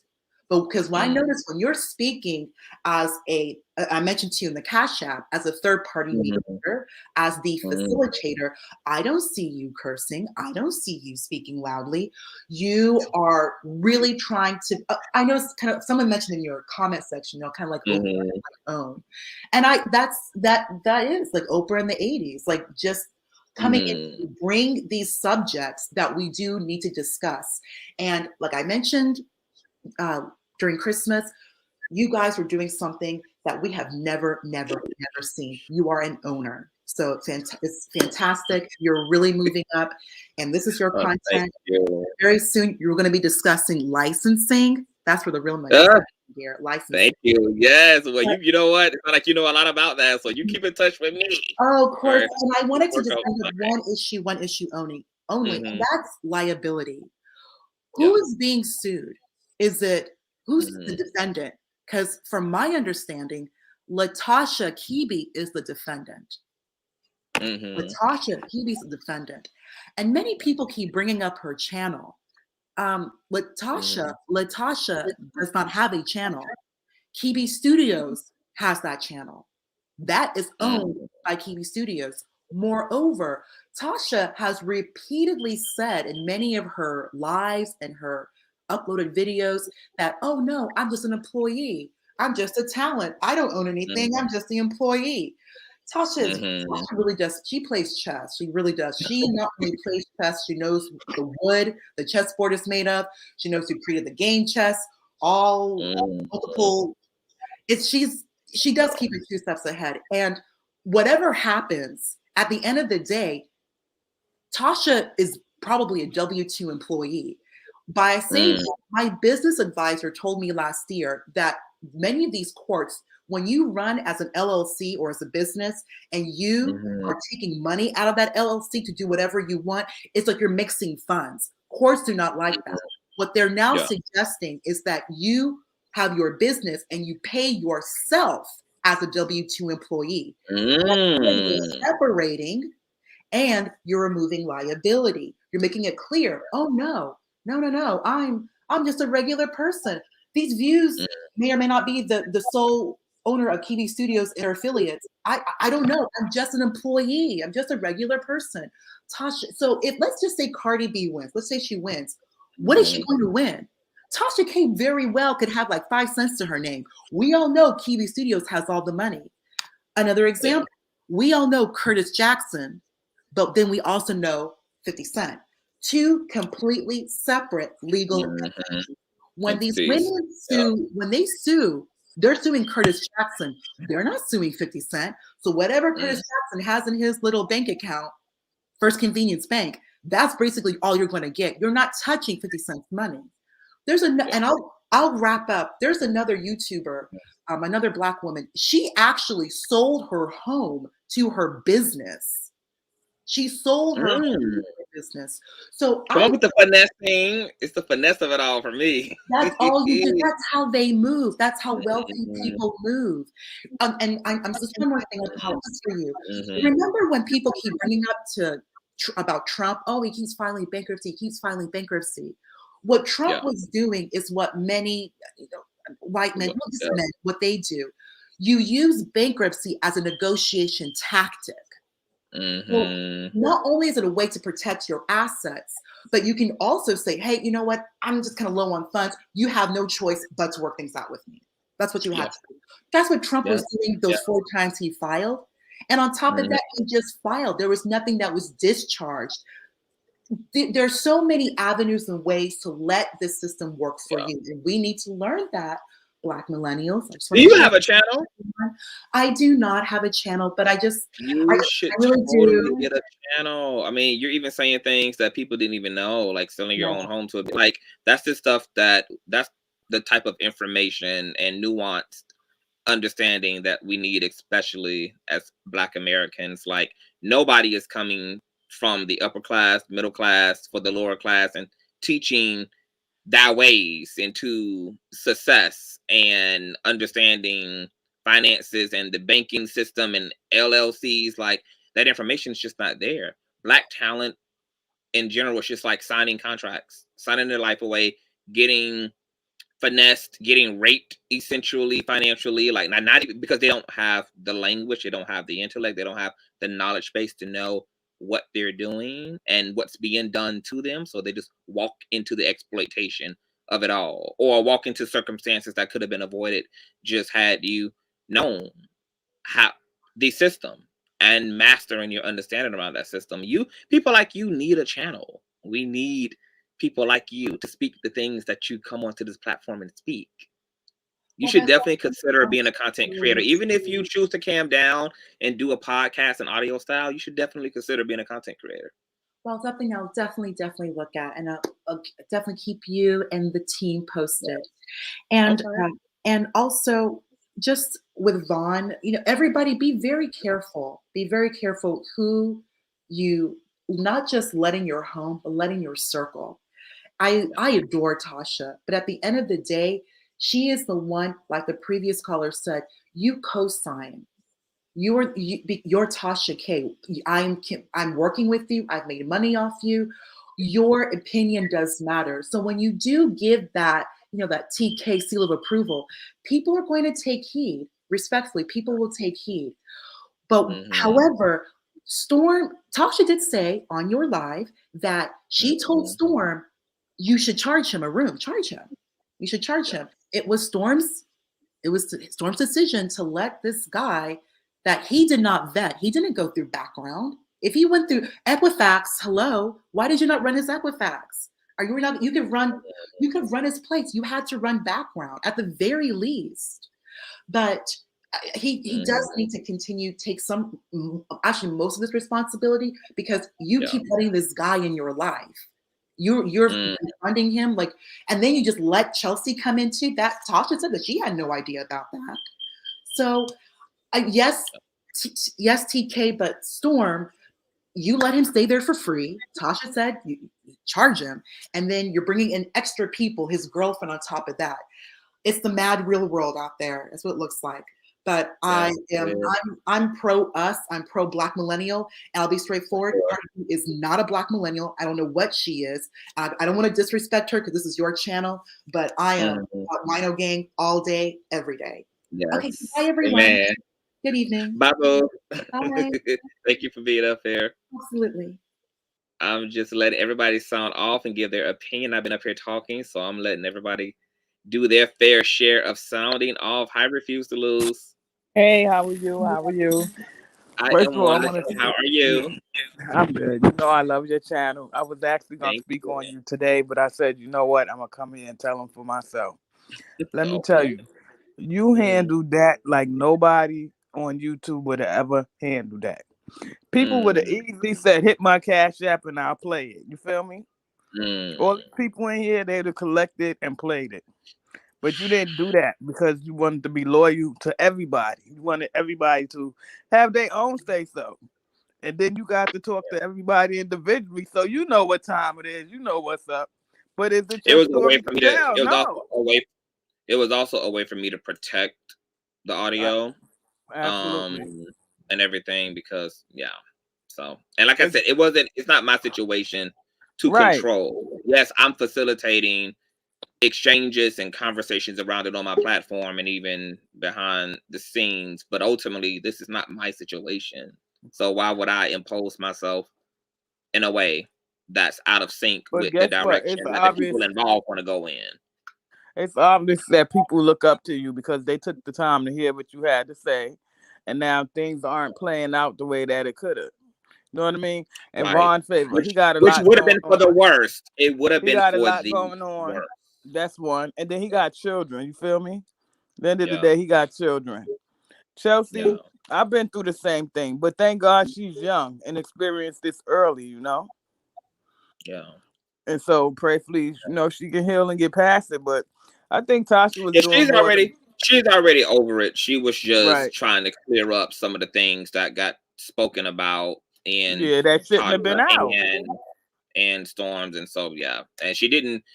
She didn't want to come forward herself initially. She just felt like that would add more gas. She just kind Right. of wanted to just tell her story, let somebody just kind of speak her little piece, but then it all went to hell. But And I think with Tasha, things anybody moved in a that's way. close to her, she's gonna just nurture them like they her own. That's just how she feel. Because it's like I'm a Yeah. part of this. You know what I mean? Like at all costs, she gonna guard her people. And I think Yeah. that's what that all was about. She didn't want Storm to, because like she said, Storm is not all rah rah like people think. You know what I mean? And so she Yeah. felt like she needed to be that voice before it got to that level. Yeah. And so I just wanted to share. And again, stay true to you. I love your energy. I think you're a really Thank dope you. person. You don't know, but Thank just you. continue to do it. Don't let anybody force you to stumble. Like you said, this is your platform. Keep your Oh, platform your platform. God bless. yes. Thank you so much, love. Thank you for being up here. Yeah.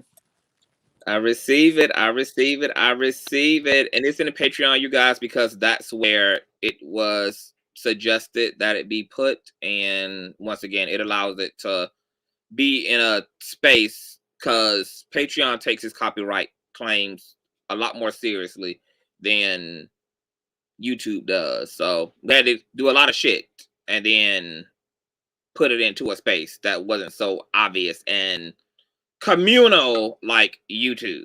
Okay. A lot of people don't know a lot about Patreon. So once again, those were other people's suggestions, and I'm just following suit because this is not my drama at the end of the day. I'm talking about it. I'm connected to it, but it's not my situation. So I don't choose to have a say so in the way that these people should handle their real life shit. I'm going to bring coupon therapy up. How's doing? Let me see. Coupon, are you there? Yes, I'm here. Hey, Conscious. How Hi, how you you doing, doing? love? I'm good. I'm How are you? great. I'm good. I'm good. I I've been on your show a few times. I usually Yes, come under I know who my you are. 2 cents. Okay, yeah. Yeah. I just wanted to first of all commend you on everything you have going on, your success. I just feel like some people who are new to the Conscious Crew may think that this is just like, oh, you're just blowing up. No, but I've seen the seed sown, right? Mm, I was back following you before the E Dewey, before the McCrae, yeah. back then. So I've always tuned in. I always thought you were a beautiful, intelligent Oh, thank you. young man that always I just Mm-hmm. appreciate your logic, and it's very rare in a person that is your age. But I love your vibe, and I have a son, and he reminds me so much of you. Me and him Oh, vibe like thank that, you. like that's Yeah. my bud. So first of all, I just wanted to just Mm-hmm. congratulate you on that because I Thank you. seen the work and the labor where some may think that this is just by happenstance, but no, absolutely it's not. Yeah. um it's just your time, you've planted in good soil, and so now you're reaping that harvest. Now on to the mess. Now listen, listen, on to the mess of it all. Another thing is I first of all, I just want to say I was in the comment. The main reason I came up, besides to tell you that, was these people are insane. There's literally people in your comments saying, "Oh, you wasted my time. You wasn't gonna play the record." Listen, this what I mean, I understand social media is out here and we can view and we can come in, and you guys are courageous enough and brave enough to open up yourselves and, you know what I'm saying, and share pieces of yourself with us. But then we overstep as viewers, and we seem to think that we have some type of ownership of you and that you're obligated to give us certain things. And as you said, this is not our situation. This is these are real life people. We're viewing it as entertainment, as something to do, but it don't matter what happens in the situation. It's not going to pay any of our bills. You know what I mean? We're just here for the mess of it all, or the entertainment of it all. So to come and that just really irks my soul, because nobody wasted your time. You seeking mess all the time and with negative energy wasted your own time. Period. Is what happened. So you know what I'm saying? You need to check yourself. Don't check, try to check somebody else when all they're doing is being them. It ain't never been about that. And because you love drama more than you love peace, you need to get with yourself about that. That ain't nobody's problem but your own. It just doesn't make any sense. And then they're demanding, well, why don't you? Well, we need to hear all the audios. Why? It's none of your business, really. I mean, we should feel. Listen, we've been entertained. The chat has been lit. Okay, you've been holding us down for a minute here. We've been getting our whole life on this YouTube. That's all YouTube is for. You don't owe us nothing else. Nobody in this owes us anything else. These people are crazy. We don't have to hear all of those. Coupon therapy. I had to know my place as well. Like, did I want to? Because I knew what Tasha came on here and said, and I knew she made the people hungry. As soon as she said, Chelsea, send Conscious the audios, I knew the people were going to be bloodthirsty. When everything kind of came to a resolve and an agreement last night, I was happy about that. I knew that the people would be bloodthirsty, but once again, the audios are still available. Only those who really want to be that nosy are going to go and listen to them. And once again, nobody has a gun to anybody's head. You don't have to care about the story. You don't have to be here. And you're right.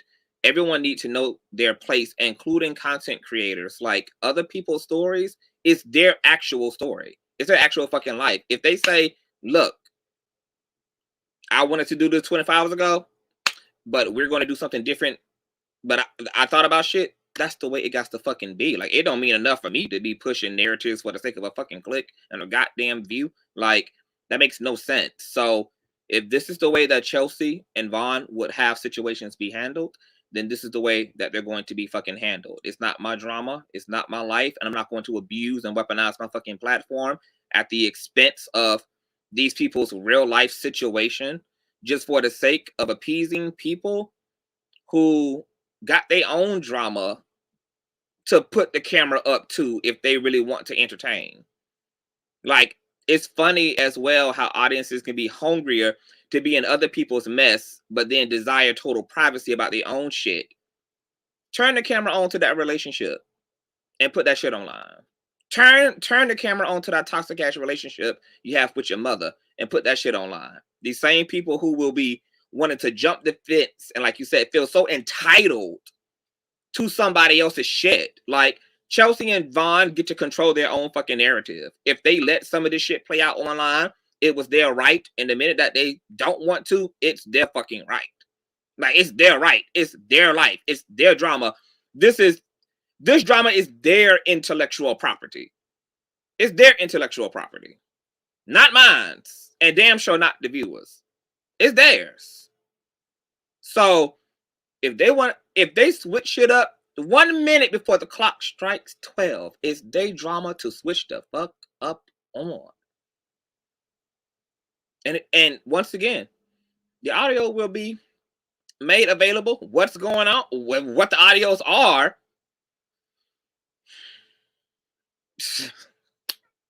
And one part, if once again, if you didn't want to see nobody actually harmed in the situation, you are happy certain things are not going the fuck up.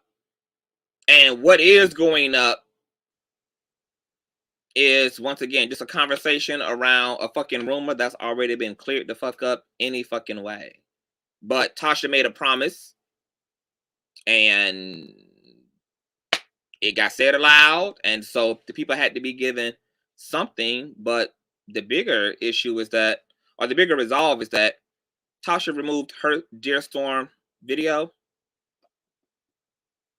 Vaughn and Chelsea were able to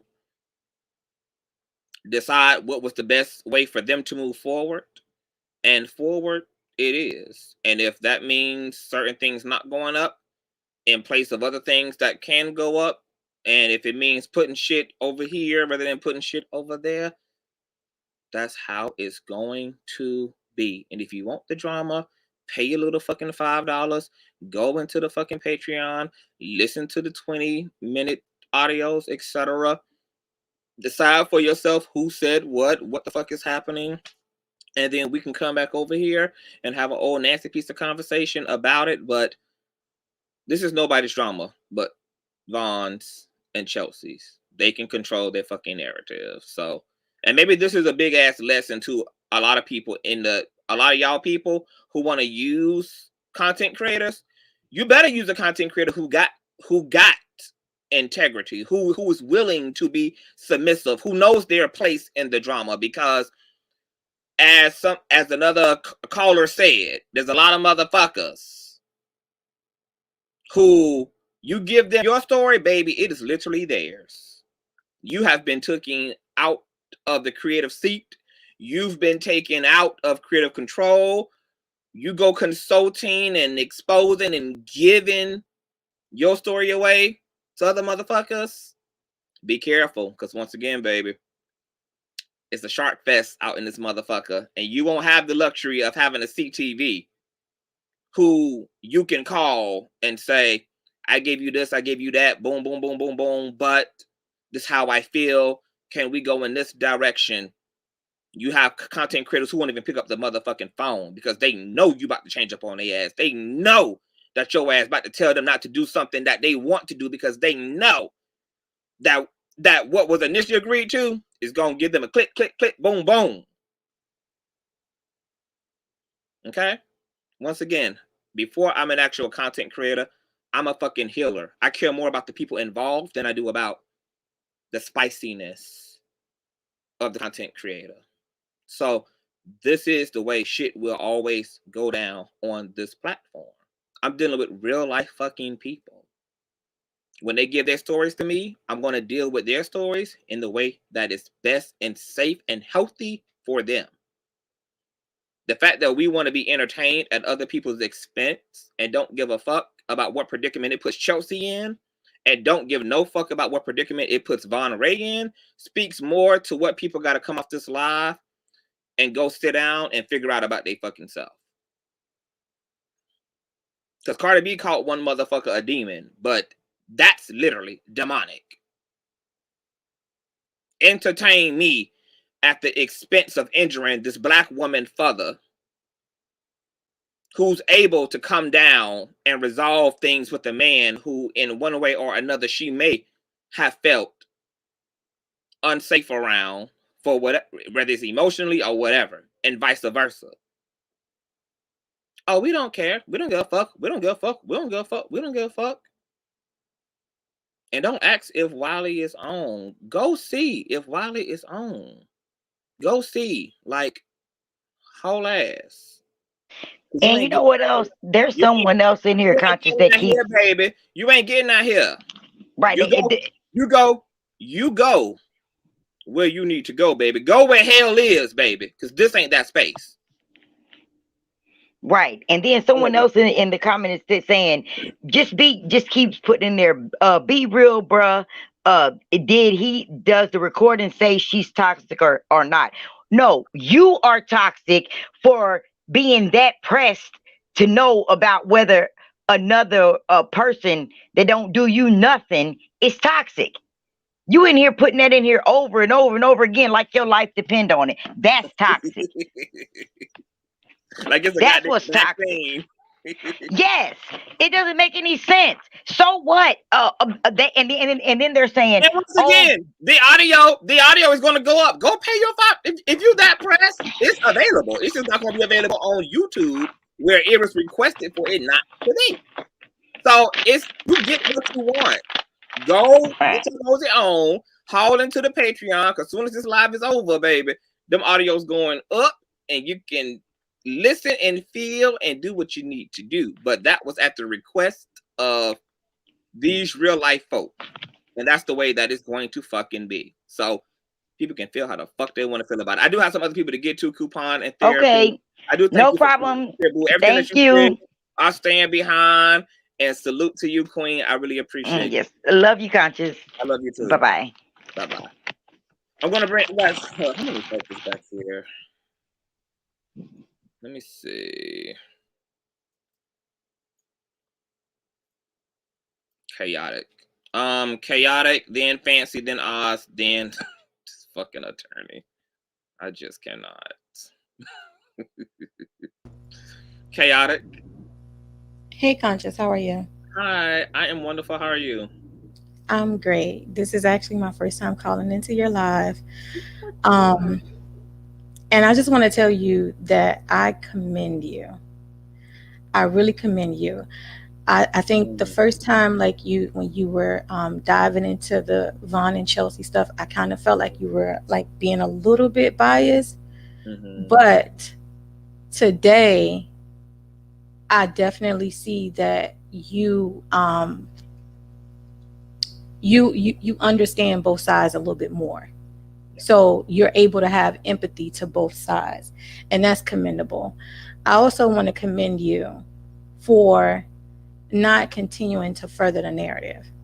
By you not releasing those recordings, it stops this narrative that has been going on, because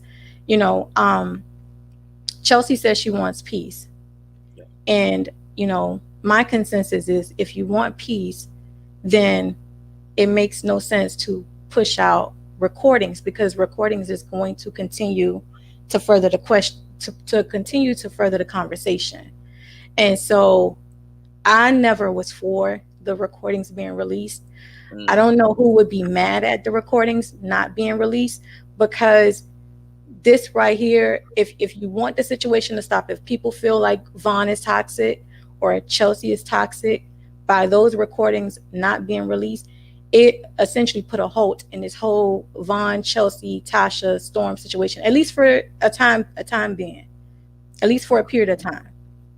Yeah. Now, me looking at this whole thing, and you having all parties and all players on there, I feel like Tasha played a pivotal role in it, because if whatever it was that was possibly communicated, which I don't think that Vaughn said that, but if he did say that, by her not communicating that to Storm, and Vaughn being in Storm's house, and then she weaponized it against him when he didn't want to pick a side between Vaughn and Chelsea, shows her character.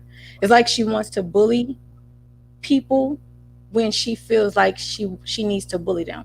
And so I didn't think that was fair to Storm, because Storm had said from the very beginning he never had any issue with Vaughn. So he didn't have an issue with Vaughn, so there was no reason for Tasha to try and force for him and Vaughn to kind of separate their friendship. Now, Chelsea has stated that she had places to go in Atlanta, so there was really no reason for her to stay in a toxic situation in Storm's house. So all of this could have been avoided. You understand? Mm-hmm. And so by looking at all of that, I'm just glad that both parties have decided to walk away from the situation and decided to leave it, because I feel like it's toxic on all sides, but I feel like it's more so toxic on Chelsea's and Tasha's side, because they're the ones that put out the posts. You know, Tasha and Chelsea, they're the ones that have been running the platforms before Vaughn and Storm ever got on the platform and spoke about it. And so, and then like I said, with her sending you recordings for you to release, then that was just going to continue this conversation. And so for that, I want to commend you, and I want to commend her and Vaughn, because I think there that are that's definitely the audios right that are direction. going up. Yeah, they're still going up, but the ones that can be really dangerous to a person's reputation and possibly more are definitely not going up. And really the only reason why the ones that are going up now is really just because, like, it got said, it got promised, and what's in the audio just allows the audience to kind of just really determine once again for themselves whether Ron did or did not, or whether whatever is whatever. But yes, definitely the things that just could have been really fucked up. Absolutely not.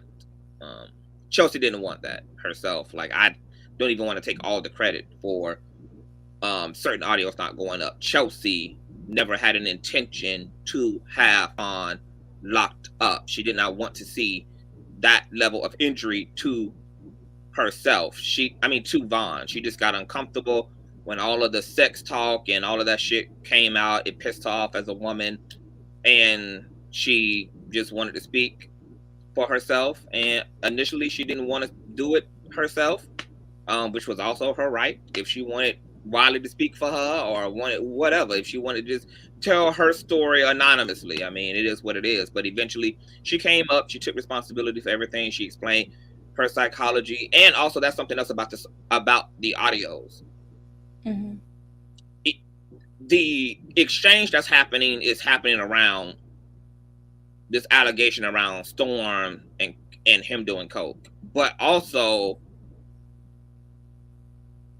at least from my vantage point, it explains more why Chelsea moved the way that she moved, like why she started giving away information privately first. Because if you listen to the things that she's confronting Vaughn about, at least from the audio, it's perceived that Vaughn was being a clout chaser. He was already doing things and going public about things and egging things on publicly, that it seemed like behind the scenes there was an attempt to keep everything in-house, to keep certain things in-house. And it seemed like Vaughn was like the unruly person who kept taking the opportunity to put out shit that was uncomfortable, shit that had the potential to be messy. So from what I gathered, from what I listened to, is that when the breakup happened, I think Chelsea thought Vaughn was going to be an opportunist, and that he was going to come out and go for the gusto, because that kind of had been his pattern up until the breakup. If you see some of the clips that are out there of Chelsea in the background, she's in the background because it's Vaughn who's doing the recording. Yeah, I saw that one. Vaughn who got his phone running. Those clips were up on Storm's page. Tasha had to call and say, hey, take that down. So I think when the breakup happened, Chelsea just naturally, rationally assumed this nigga gonna do the most. So I'm gonna speak for myself, set the narrative first, because I know he's going to be Vaughn. He's going to optimize. But in this situation, it just so happened that he didn't. Yeah, because The recording that was on Storm page was the recording that Storm said that he recorded himself, that he asked Chelsea for permission to record. Now, the recording that Vaughn released to the King of Pain was a clipping of him and Chelsea arguing on the bed. So I saw those two clips. One was uploaded by Storm that Storm recorded, and one was uploaded by Vaughn. By Vaughn, and that's that I'm talking about. Yeah, because I saw the one that Storm recorded, and I also saw the ones that Vaughn recorded. Because I think Official King Pain posted one of those clips, and it's from Vaughn's vantage point. It's Vaughn sitting in front of his own phone, and Chelsea's in the background, and he's recording her, etc. And that's where y'all hear her say, "Oh, I'll destroy you," or "You're gonna be indebted to me for the rest of your life." That was, and so because that was the type of shit that was going on, that's why Chelsea thought the shit was going to hit the fan when the breakup happened. So she started, just trying to introduce her side without necessarily being so explicit about it, which was a fucking right to not be explicit about it. But it just so happened that when everything finally did die down and he was out of the apartment and they do move their separate ways, that he didn't actually go up again about their relationship. Yeah, because it seemed like she moved prematurely. Because with Tasha posting and her based upon the pattern that she had been witnessing up until the breakup. Yeah, but she did move impulsively. But it was based upon a pattern. Right. She was trying to get ahead of it before it became a story, but in actuality, by her doing that, she actually created the story. Yeah, right. It was, and so it was so. That's why I kept saying in my commentary, it's just a bunch of human shit that like everybody just, it was so much fuckery and just so much going on in every direction, and it just didn't work out really hardly in anybody's favor. I mean, everybody got their share of getting their ass kicked in a situation. Right. From Storm to Vaughn to Tasha to Chelsea. So yeah, it's just Now Storm to be her name, yes. He responded after Tasha. Yeah, but we're not talking about his response. We're talking about Vaughn's behavior in the situation. Like Tasha also having to call Vaughn out for recording her Thanksgiving Day dinner. She didn't those were the type of things that they were experiencing from Vaughn. Those were things that Tasha did not allow, and Tasha family and friends and things, like these are people who are not connected to social media. She's mindful of not wanting people to get doxxed and all of this and all of that. So Vaughn was just so you can hear it seemed like Vaughn was being Vaughn, because Vaughn is a vlogger, so he's recording everything. So that's what it sounds like, and it seems like he may have violated some people's personal spaces, such as Tasha's family gathering and stuff like that. But it sounds like Vaughn was being Vaughn because he is a vlogger. But no, I understand. But like I said, I feel like the situation, it just spiraled out of control.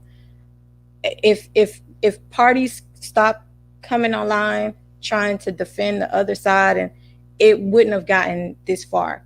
And if Chelsea wasn't, providing information where it's causing other people to get on platforms to respond to the said information that is being communicated, then it wouldn't have continued the conversation. But at the end of the day, I'm glad that this situation is something that, all parties can put behind them.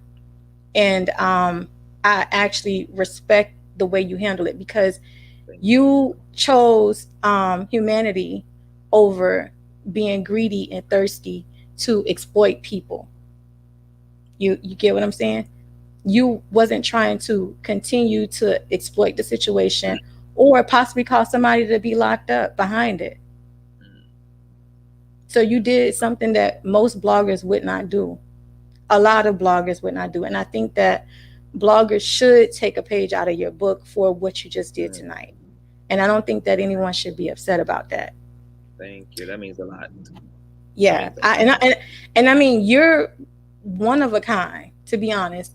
I just watched your live, and just the way you spoke about the situation that has been spiraling for about 2 weeks, that has opened the public up to these individuals, these different characters.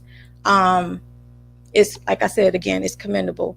The other thing that I wanted to speak on was the Tasha K and the Cardi B thing. You were saying that there was a recording of Cardi saying that she had a co-sort. That recording was saying that she said that they are trying to say that I got a co-sort, and it's a longer recording where she goes into detail about that being her birthmark, and around her mouth has been black all her life, and she was saying people can go look at her childhood pictures. Another thing, when you were saying that you don't think Tasha was insinuating vaginal herpes, well, she made a comment about culture coming out with herpes. No, I want to correct that. I don't. When Tasha did the video to, I guess at that point she was doing damage control, I'm assuming, and she was going the herpes simplex 1 route. I just remember at that time, I don't know whether she was, I don't know what I just knew it was clever, because we all knew what we thought when we heard herpes. Like, it's just what commonly comes to mind is obviously vaginal herpes or genital herpes. And so when she went that route, I was like, oh, that's very interesting. Had she not said anything, or even like you saying that she kind of doubled down and she did refer to something, whatever, like, had she not messed up anything around that, didn't do anything to contradict that, she would have had a chance in this situation to argue the honesty of her opinion based upon et cetera. But yeah. Okay, I got you. Yeah, I just wanted to say that part because I didn't know if you noticed. I didn't know if you knew that had said that the baby was going to come out with herpes. Yeah. Do we? This is the. You can tell me how you feel about this. I feel like social media is so fucking toxic, and I want some of these celebrities to just not. It's almost like trying to be personable is actually kind of like ruining some people, because shit is getting hijacked and misconstrued. Just like you saying, Cardi B was doing a video talking about people thinking she had a cold sore, right? But the narrative and interpretation was that she had a cold sore from some parts of the public. And so I'm just like, I actually don't mind the old days where we didn't really know our celebrities. We read about them in books and listened to them in interviews. And I don't think this whole like just talking and just running your mouth and just like being free to speak, it doesn't seem to be working in the favor of a lot of people who are getting canceled for one reason or ending up with some weird ass narrative over them for another fucking reason. And I want everybody to shut the fuck up. How do you feel about everybody just like moving the fuck around? I mean, I agree with that sentiment. That time where you can literally somebody could slice that part of that video, and that's the part that goes viral. And then the whole context is gone, and now people are informed by a hijacked audio or clip. Like, it gets fucked up out here. I mean, it does, and I definitely think social media is very toxic. And I think that it definitely exposes a lot with these celebrities. And I think that these celebrities have to deal with a lot because they're constantly judged in the media. So they're not only dealing with just like, like the news, the publications, or the magazines. Now they're dealing with influencers that's online, that are in their face, that, they have these fans coming under their pages, attacking them. Everybody has an opinion about anything a celebrity do, say, whatever they got going on, whether it's in their personal life or whether it's publicly, everybody has an opinion. So you have that on top of, people are now profiting. So You didn't have, you know, people are able to profit off of celebrities, you know, downfalls, because it seems like the salaciousness is what gets the most likes and the views. You don't want to know the pretty lifestyle that the celebrity is living. You ain't worrying about the glitz and glamours. You worrying about, you know, what is really going on. You really want the meat and the potatoes of what type of character this celebrity is, and you want to hear the gossip. You want to hear what's going on with that celebrity so that you can give your opinion about this person. And I think that by having that, it essentially puts people against each other. And that's why you have so much divide. You know what I'm saying? Like, you didn't have divide. Now you have so much divide where you have, you know, the Beehive, you have Barty Gang, you have the Barbs, you have, it's so much divide, where as before, you like who you like and it wasn't all this beef, but now it's so much beef. You can't like the same, you can't like Nicki and Cardi, you know, because they feel like you got to pick a side. So I feel like it's very toxic. Just not even only social media, some of the music is very toxic. Like the music now is not like fun, exciting. Like they rap a lot about death and killing and shooting and, you know what I'm saying? Like it's very dark and demonic, some of the music. So it's change. It's constantly evolving.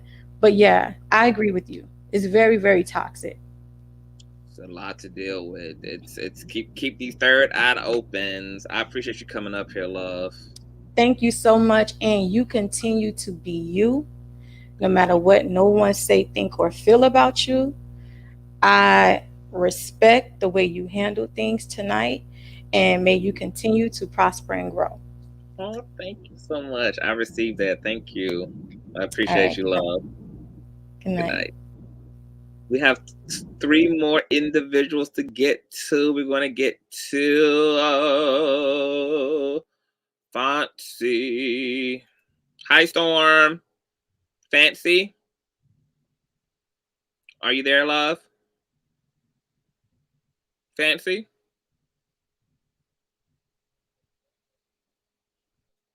Okay, I don't know where Fancy is. We're going to go to C. Marie and then Attorney. C. Marie? Hey, how you doing, Hey, Conscious? love. How you Hi, Chad. Hi, everyone. I just had a quick question, doing? and this is just your opinion. Okay. Because honestly, I feel like this whole situation is reflective of just like human interaction, issues that go on in the Black community and stuff like that, right?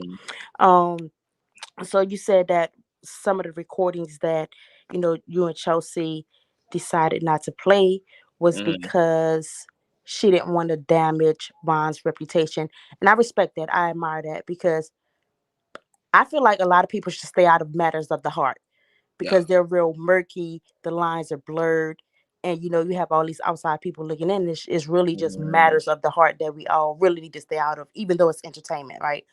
Yeah. But do you feel, in your personal opinion, do you feel that not taking those recordings serious could lead to a horrible situation later? The reason why I ask that is because I feel like sometimes Black women often don't report certain things that Black men do because they fear that, oh, I don't want to send a Black male to jail. I don't want to ruin his reputation. And then later on down the line, that Black man ends up killing somebody. Like, he showed telltale signs, but because everybody was trying to protect him, they don't do anything, and it ends up being detrimental to another female down the line. Do you feel like what you heard in those recordings, it could possibly end up in that type of situation? Like, I understand Chelsea don't want to ruin his reputation, but you think it's something that's serious enough to where somebody really needs to talk to Ron, like, hey, bro, this really could get out of control. You may really need to talk to someone before you unintentionally or even intentionally hurt another female or even kill another female. Well, to my knowledge, Vaughn, he has his fair share of issues, but he doesn't necessarily have a reputation for being abusive to women in that way, right? I then, me and Chelsea had a very extensive conversation, a long conversation. because she's the one in relationship to him on an intimate and personal level, or was, I felt comfortable with whatever decision she made, because she knows Vaughn in a way that none of us don't. And if, based upon the things she feels and has experienced and seen of Vaughn, she felt that it was not best, then like, I trust her judgment. And because we had a long conversation and mulled over things, I trust her judgment. And once again, the audios aren't going up. That doesn't mean that they're not going to exist. They're just not going up. So if Chelsea ever needs to do whatever she needs to do, she has access to the things she need to. Right. If for whatever reason, there ever comes a situation, for whatever reason, where that is. But she does not feel, she doesn't feel that way about Vaughn. She doesn't feel like he's necessarily, I mean, But she is fearful of him, and I could kind of understand why, because and once again, I don't know these people, and honestly, every perception that we have about this situation is based off of our own perspective and lived experiences, right? But I feel like him moving into her building is very scary. Not saying, not directing it directly strictly towards Vaughn, but for a man who especially claims like, I don't want to be around this woman, I don't want anything to do with her, to constantly place himself in a situation where he's around her, he's living in the same building. Like, for me as a female, I'm like, man, she may really want to watch out, because you can't read people's minds, you know what I'm saying? But you're right, she does have the recordings, like they do still exist. So if she ever really needs to use them, she can. I guess I just wanted to bring up the point for Black females. If you're in a volatile situation, don't always take it so lightheartedly, or try to put excuse me, the Black man's reputation above your own safety, because that situation could get life threatening in a matter of seconds, and you would just never know. It could come out of nowhere. But when I heard that he moved in her building, that really scared me. I was well, like, that shook man. her too, because she didn't know that either. That kind of was the thing that kind of really like made her go, wow. But she also hasn't kind of seen or heard from him, even with them being in close proximity. Okay. And I guess because he also, he did respond later in the game. I think because everything happened all kind of in one. I respect Chelsea for, like, there were things that obviously happened that made her, that gave her rise. I mean, the man has an ankle bracelet on, for God's sake. So it amplifies any contention that happens, even if that contention is not, even if Vaughn is not going to be a certain way. It just, the fact that there is a past, the fact that there is a ankle monitor, amplifies any normal discomfort that comes when you're just going through a bad breakup. You're going through a bad breakup, and then the person that you're going through that bad breakup with is a person who is in a interesting predicament and has a lot of things going on in the background. And so Chelsea she's thinking for herself, and I don't want to tell her to do one thing or the other. I just want to make sure that she's clear about, that she's clear, and she's clear. And so if push ever come to shove, she can shove. But Vaughn also has no interest in hurting Chelsea, being a physical threat to Chelsea. To Vaughn's point, he never even wanted to do all of this. He himself felt like he had to respond because everything happened before he ever even spoke publicly about the breakup. So he is the responder in all of this. Yes, he said a lot of grotesque things. He spoke in a very cold and callous and cold-hearted, empty-ass, narcissistic way that didn't help, him. Because one thing I think Vaughn kept forgetting is that your reputation is fragile right now. Right. Your reputation is compromised right now. I mean, you have things going on. You're walking around with an ankle bracelet, for God's sake. So you got to be mindful of the way you navigate. You can't forget that you got all this luggage, because the public is keeping all of that baggage in mind as you behave these ways online. They're keeping all of that in mind as you act these ways. And so you gotta be mindful of that. You don't have the luxury of just being a regular fuckboy in a situation. But you know what? I don't think people understand that most people don't have the intention of snapping. You know what I'm saying? It's just something that happens. Right. And everyone also has this misconception that people are either good or bad. Like everybody wants to label Vaughn, oh, he's a bad person, or such and such is a good person. When honestly, as human beings, we're both good and bad. I could be the best person in the world to you, doesn't mean I'm the best person in the world to everybody on the face of the earth. You know what I'm saying? And we've seen what Vaughn can do when he's backed into a corner. Like, I don't think he's that want to be thug, rough and tough guy that leaves the house like, I'm going to F up the world. I'm just going to make everybody days miserable. But I think when he's backed into a corner, he reacts a certain way. Like when he shot at the twins' birthday party. Like, I don't think he left the house like, man, I'm about to go shoot up the place. But he got backed into a corner and he ended up behaving erratically. So do I think he has intentions on hurting Chelsea? Of course not. I do think he's an F boy, but I don't think he's that type of F boy. You know what I'm saying? But I do also feel like I'm happy that Chelsea has the foresight to see, like, man, anybody could be anyway at any time. And she is protecting herself because you're right. He didn't start all this drama, but now that he's in the midst of it, we've all seen how he's been kind of lashing out to defend himself, which he has every right to do because he is kind of under attack. Yeah. But as human beings, you just never know how far somebody could take that or what they're willing to do to protect themselves or reputation, because we are animals at the end of the day, and self-preservation will always be number one to us. Yeah. I like to think of it in this way. Like it's very, you know,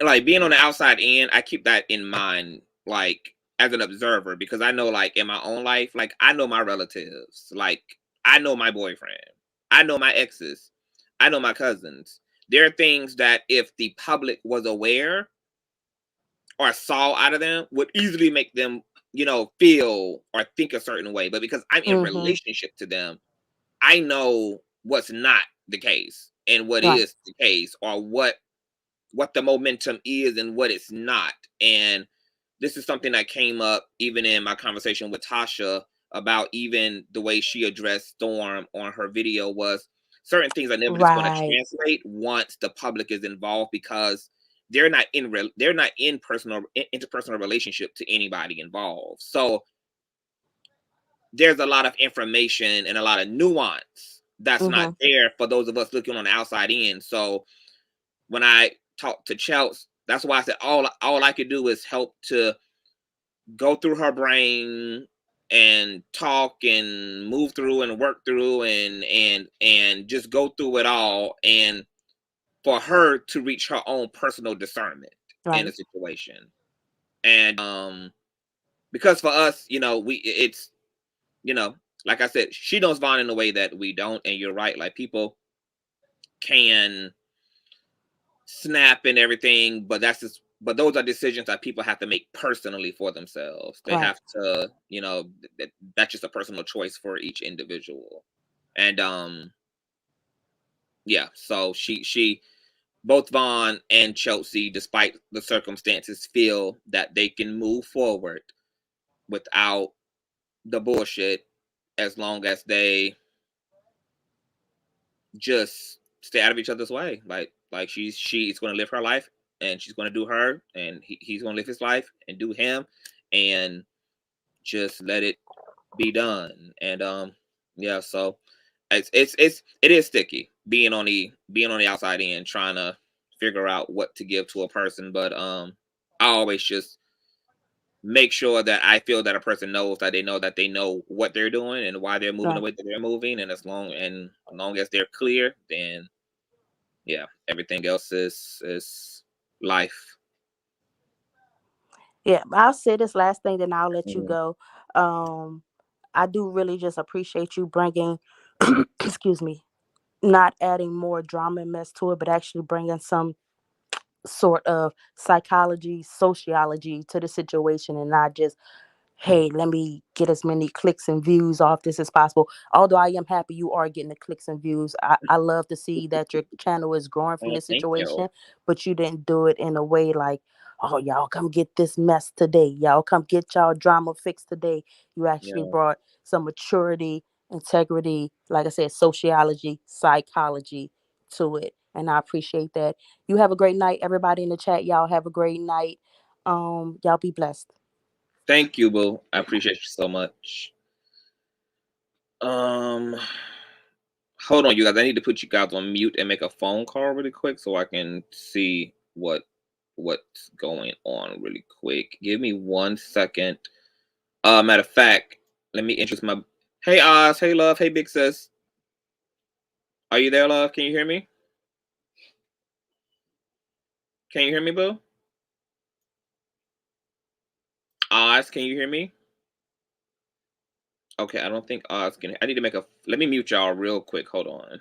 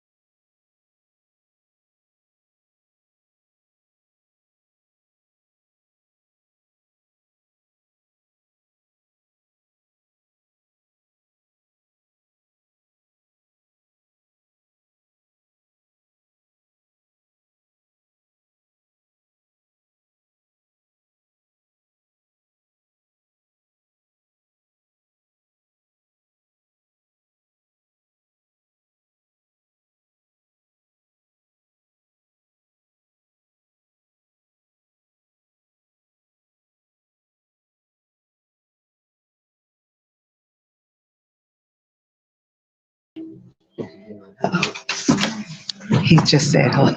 Hello?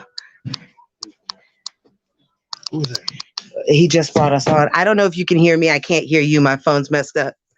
I just came out from being with the kids. I might have to go out and come back in. Okay, love. Oh, wait, it came back. I think you might have been on mute and I didn't know it. That I was had to make a probably phone me. call. Yeah, I had to make a phone call. What I want. So I just was sent Vaughn's lease. So what I can say officially on record is that Vaughn does have his own place. His place is in his name. He's not. His lease is not under somebody else's name. It's not under Queen Toast's name. It's not under his cousin's name, etc. And he spoke to his PO almost a week ago about his move, and everything is fine. He is not in violation of parole. His address change did go into the system. His PO is aware of his address change. So that's that. Yes, they're still in the same building, but in terms of just clearing some of, I guess, that up. Lease, I just saw it for myself. It isn't his name, and he did report his address change to his parole officer. Okay, go ahead. Big sis, how you doing, love? I'm good, love. How are you? I see them bags. You need to get some rest, baby. I'm good. You have not been resting. I'm looking at you. You look exhausted. You need to get some rest. I'm always exhausted. I'm a vampire. Yeah. But work is work, honey. You only get one time to be young and live in the moment, and so I can rest. When I'm dead, I'll be gone forever. So while I'm here alive, I'm gonna push through. Don't get it wrong. I ain't asking you to rest for you. I'm asking you to rest for me. I can't have you falling out so that you ain't around now. I ain't gonna let these motherfuckers kill me on here. Believe me. Yeah, we good. What are your thoughts and feelings about everything that's been playing out? Oh my goodness. Okay, first off, as I'm gonna speak for myself and for the rest of your mods, we are all so very, very, very proud of you for sticking to your true gift, which is being a healer, and showing that that's what you are concerned about, not worrying about whether or not you gonna get a whole bunch of people jumping on your jock, but worrying about whether or not the souls that come to you that need healing are actually going to get healed. That's why we love you. Yeah, that is the exact reason why we love you. So I want to say that we're proud of that. Oh, well, thank y'all. I'm sorry, Justin Bill, my phone sucks. And I'm gonna continue to make y'all proud. Thank you so much, love. I'm gonna call you tonight too.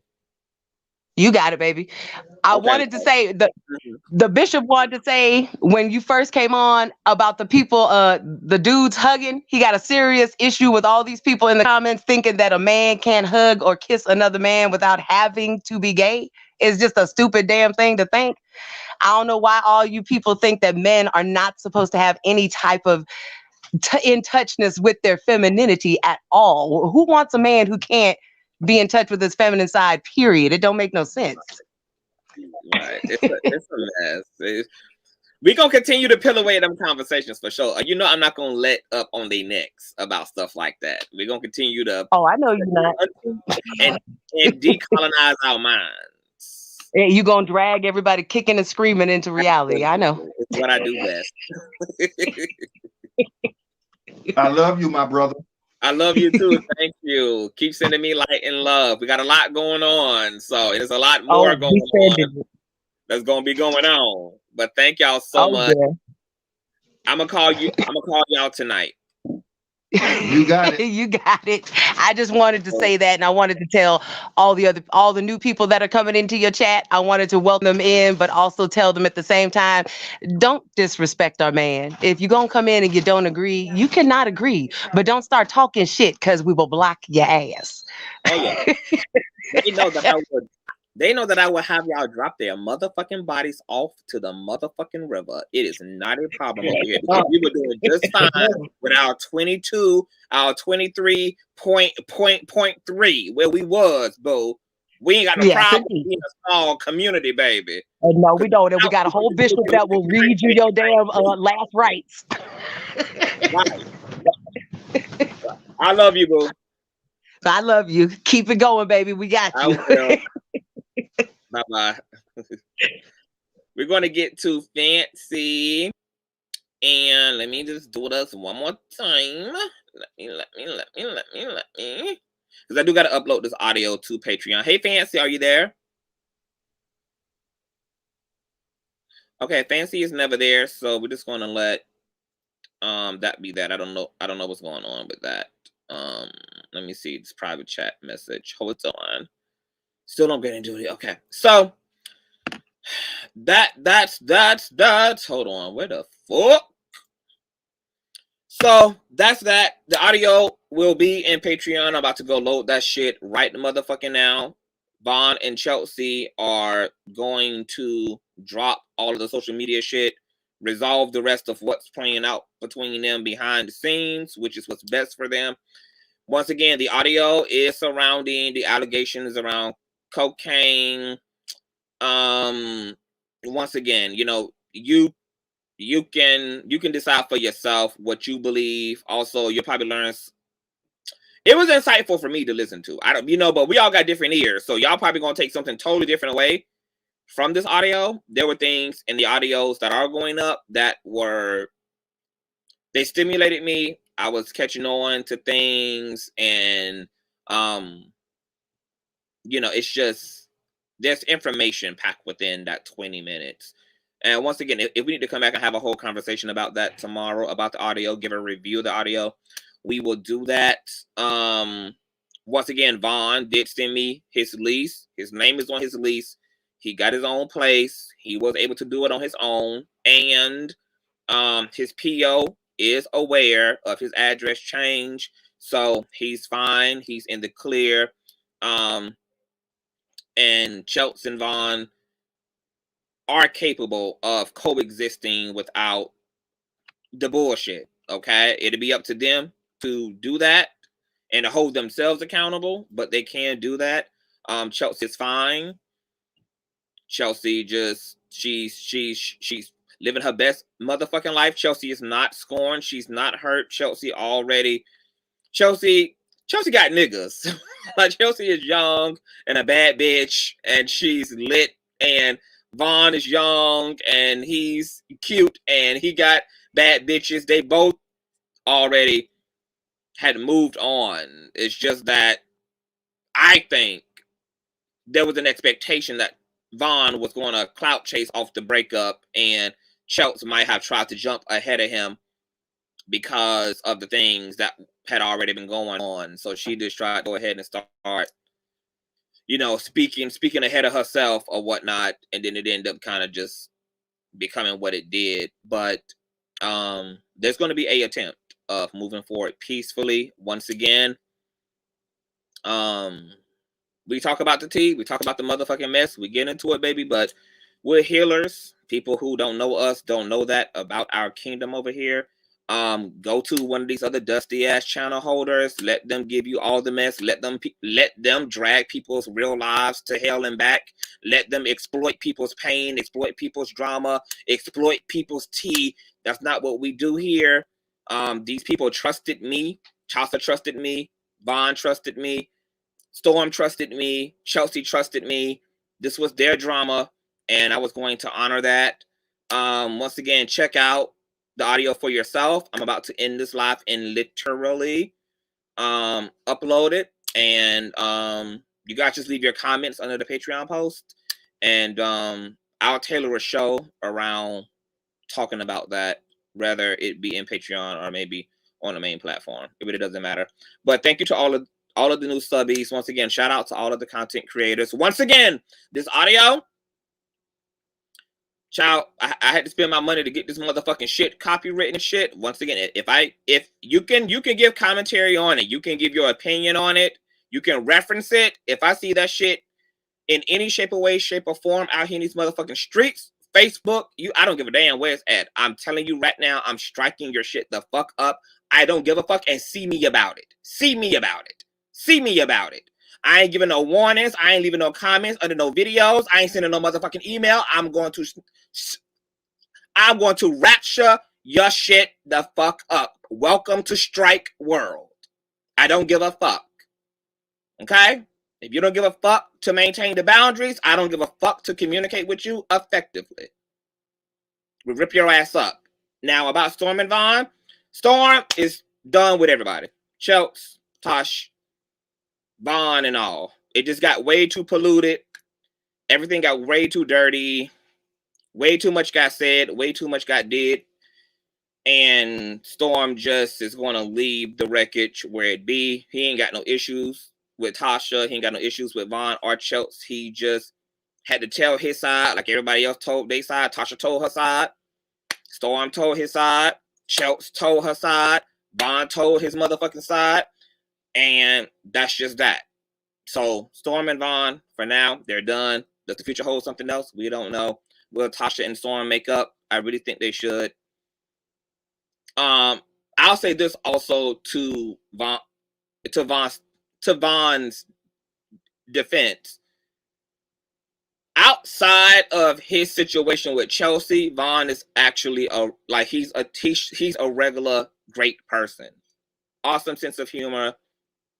super nice, fun, loving even.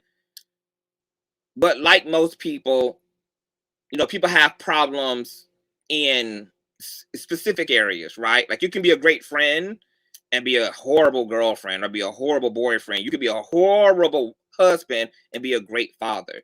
You can be a great wife and be a horrible mother. Like human beings are complicated in that way. We are more complex and compartmentalized in that way. And so people can be really bad in one area and be really great in other areas. So what I can say about everybody involved, I've seen great humanity in all players involved. I think Tasha is a great individual. She's not perfect like anybody else. Of course, people are going to hold her to a higher standard because of who she is in this situation. So her mistakes and things are going to be more emphasized to the public, but Tasha is human. But Tasha also is a wonderful person. Outside of her social media shit and what people's thoughts are, this was a labor of love for her. Mentoring Storm. Also just, you know, she got a small business, so her team feels like a family. So of course, boundaries probably were crossed. She should have never got involved personally with anything. Just kept it strictly professional with everybody. She didn't. It fucking happens. What I hate in all of this is that people almost really took each other to task over things that upon a deeper look, and also having access to conversations outside of this with everybody, is that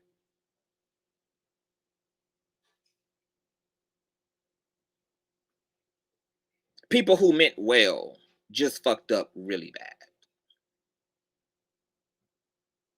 Well-meaning, but as you guys know, as the scriptures say, the road to hell is paved with good intentions. And so we can intend well, we can mean well, we can be sincere in our efforts, and still yet cause a head-on collision. But it doesn't mean that people necessarily wanted that. I stand by a more metaphysical approach. It's not coincidence that this happened under Venus's retrograde. I've told Storm, I've told Tasha privately that I think this only happened to improve the Kebe Studios family dynamics, professional dynamics, and personal dynamics. It's like marriage counseling. You go into counseling and you hear things you never heard because you're in a safe space to have a tough conversation in. The things that are being said aren't supposed to be used to divorce each other or to break up with each other, but to be used for understanding and compassion and insight. This explosion happening amongst them was just about information. It wasn't about shame or judgment or trying to really hurt each other. It was just supposed to be about information. If people are being blocked, my mods have it. They know what their stand-ups are. I'm not even looking at the chat, so I don't even know why people are being blocked. But if the mods are blocking people, then they're in good right to do that. Hope all these situations. I was hoping for their raggedy. They'll be okay. They'll be okay. Everybody will be old fucking okay. Just please pray for these folk. Pray for them. They all got egos. That's what gets them all. But that's why this happened. It exposed everybody's egotism. It exposed everything. Not really more so about each other, but about everybody's weaknesses within themselves. That's what contributed to this being a disaster. And because they all got weaknesses, the universe exposed all of it by using each other. The universe used the people to do its dirty work. That's how the universe works.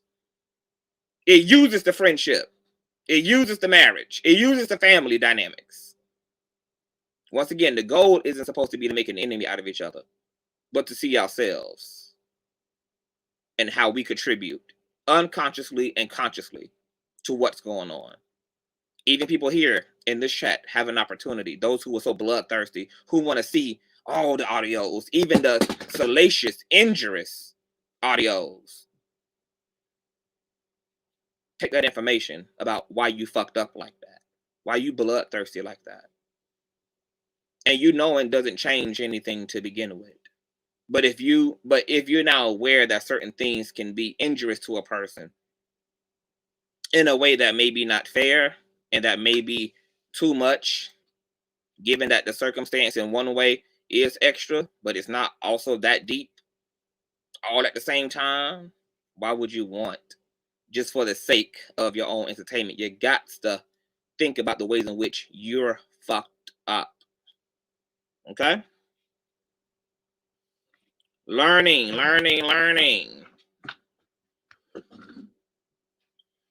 My motherfucking audio is a hot mess. Okay, so I got to get out of here. My camera is flaring and lighting is happening, but I love you guys, and I'm gonna go shower and moisturize my fucking tattoos and get ready for my tattoo appointment in the morning. I'm gonna load in Patreon, so I will see you over in Patreon. For those of you who are new to Patreon and don't know how Patreon works, check your emails. Your emails alert you about uploads and posts in Patreon. Okay, so to check your emails, turn your email notification on, and all of that good jazz. And I will see you guys tomorrow or Sunday, possibly. Love you. Bye. Oh, and shout out to my Cash Appers. Everybody who donated tonight. Hold on. I'm still getting information, y'all. Wait a minute. Not only is everything good with Von's PO, okay, and his motherfucking lease in his name, but all of his bills, including water, is all in. Von got total independence right now. Okay? Von's name is on every part of his thing. He's living as a whole independent man. Okay? Nobody's co-signing shit. And I'm looking at all the facts here. Okay? So Von is good. Y'all don't gotta be inboxing Von about he need to report to this, that, and the third. He's fine. Okay? And he's okay. He's great. Let me get the fuck out of here. My God. Good night.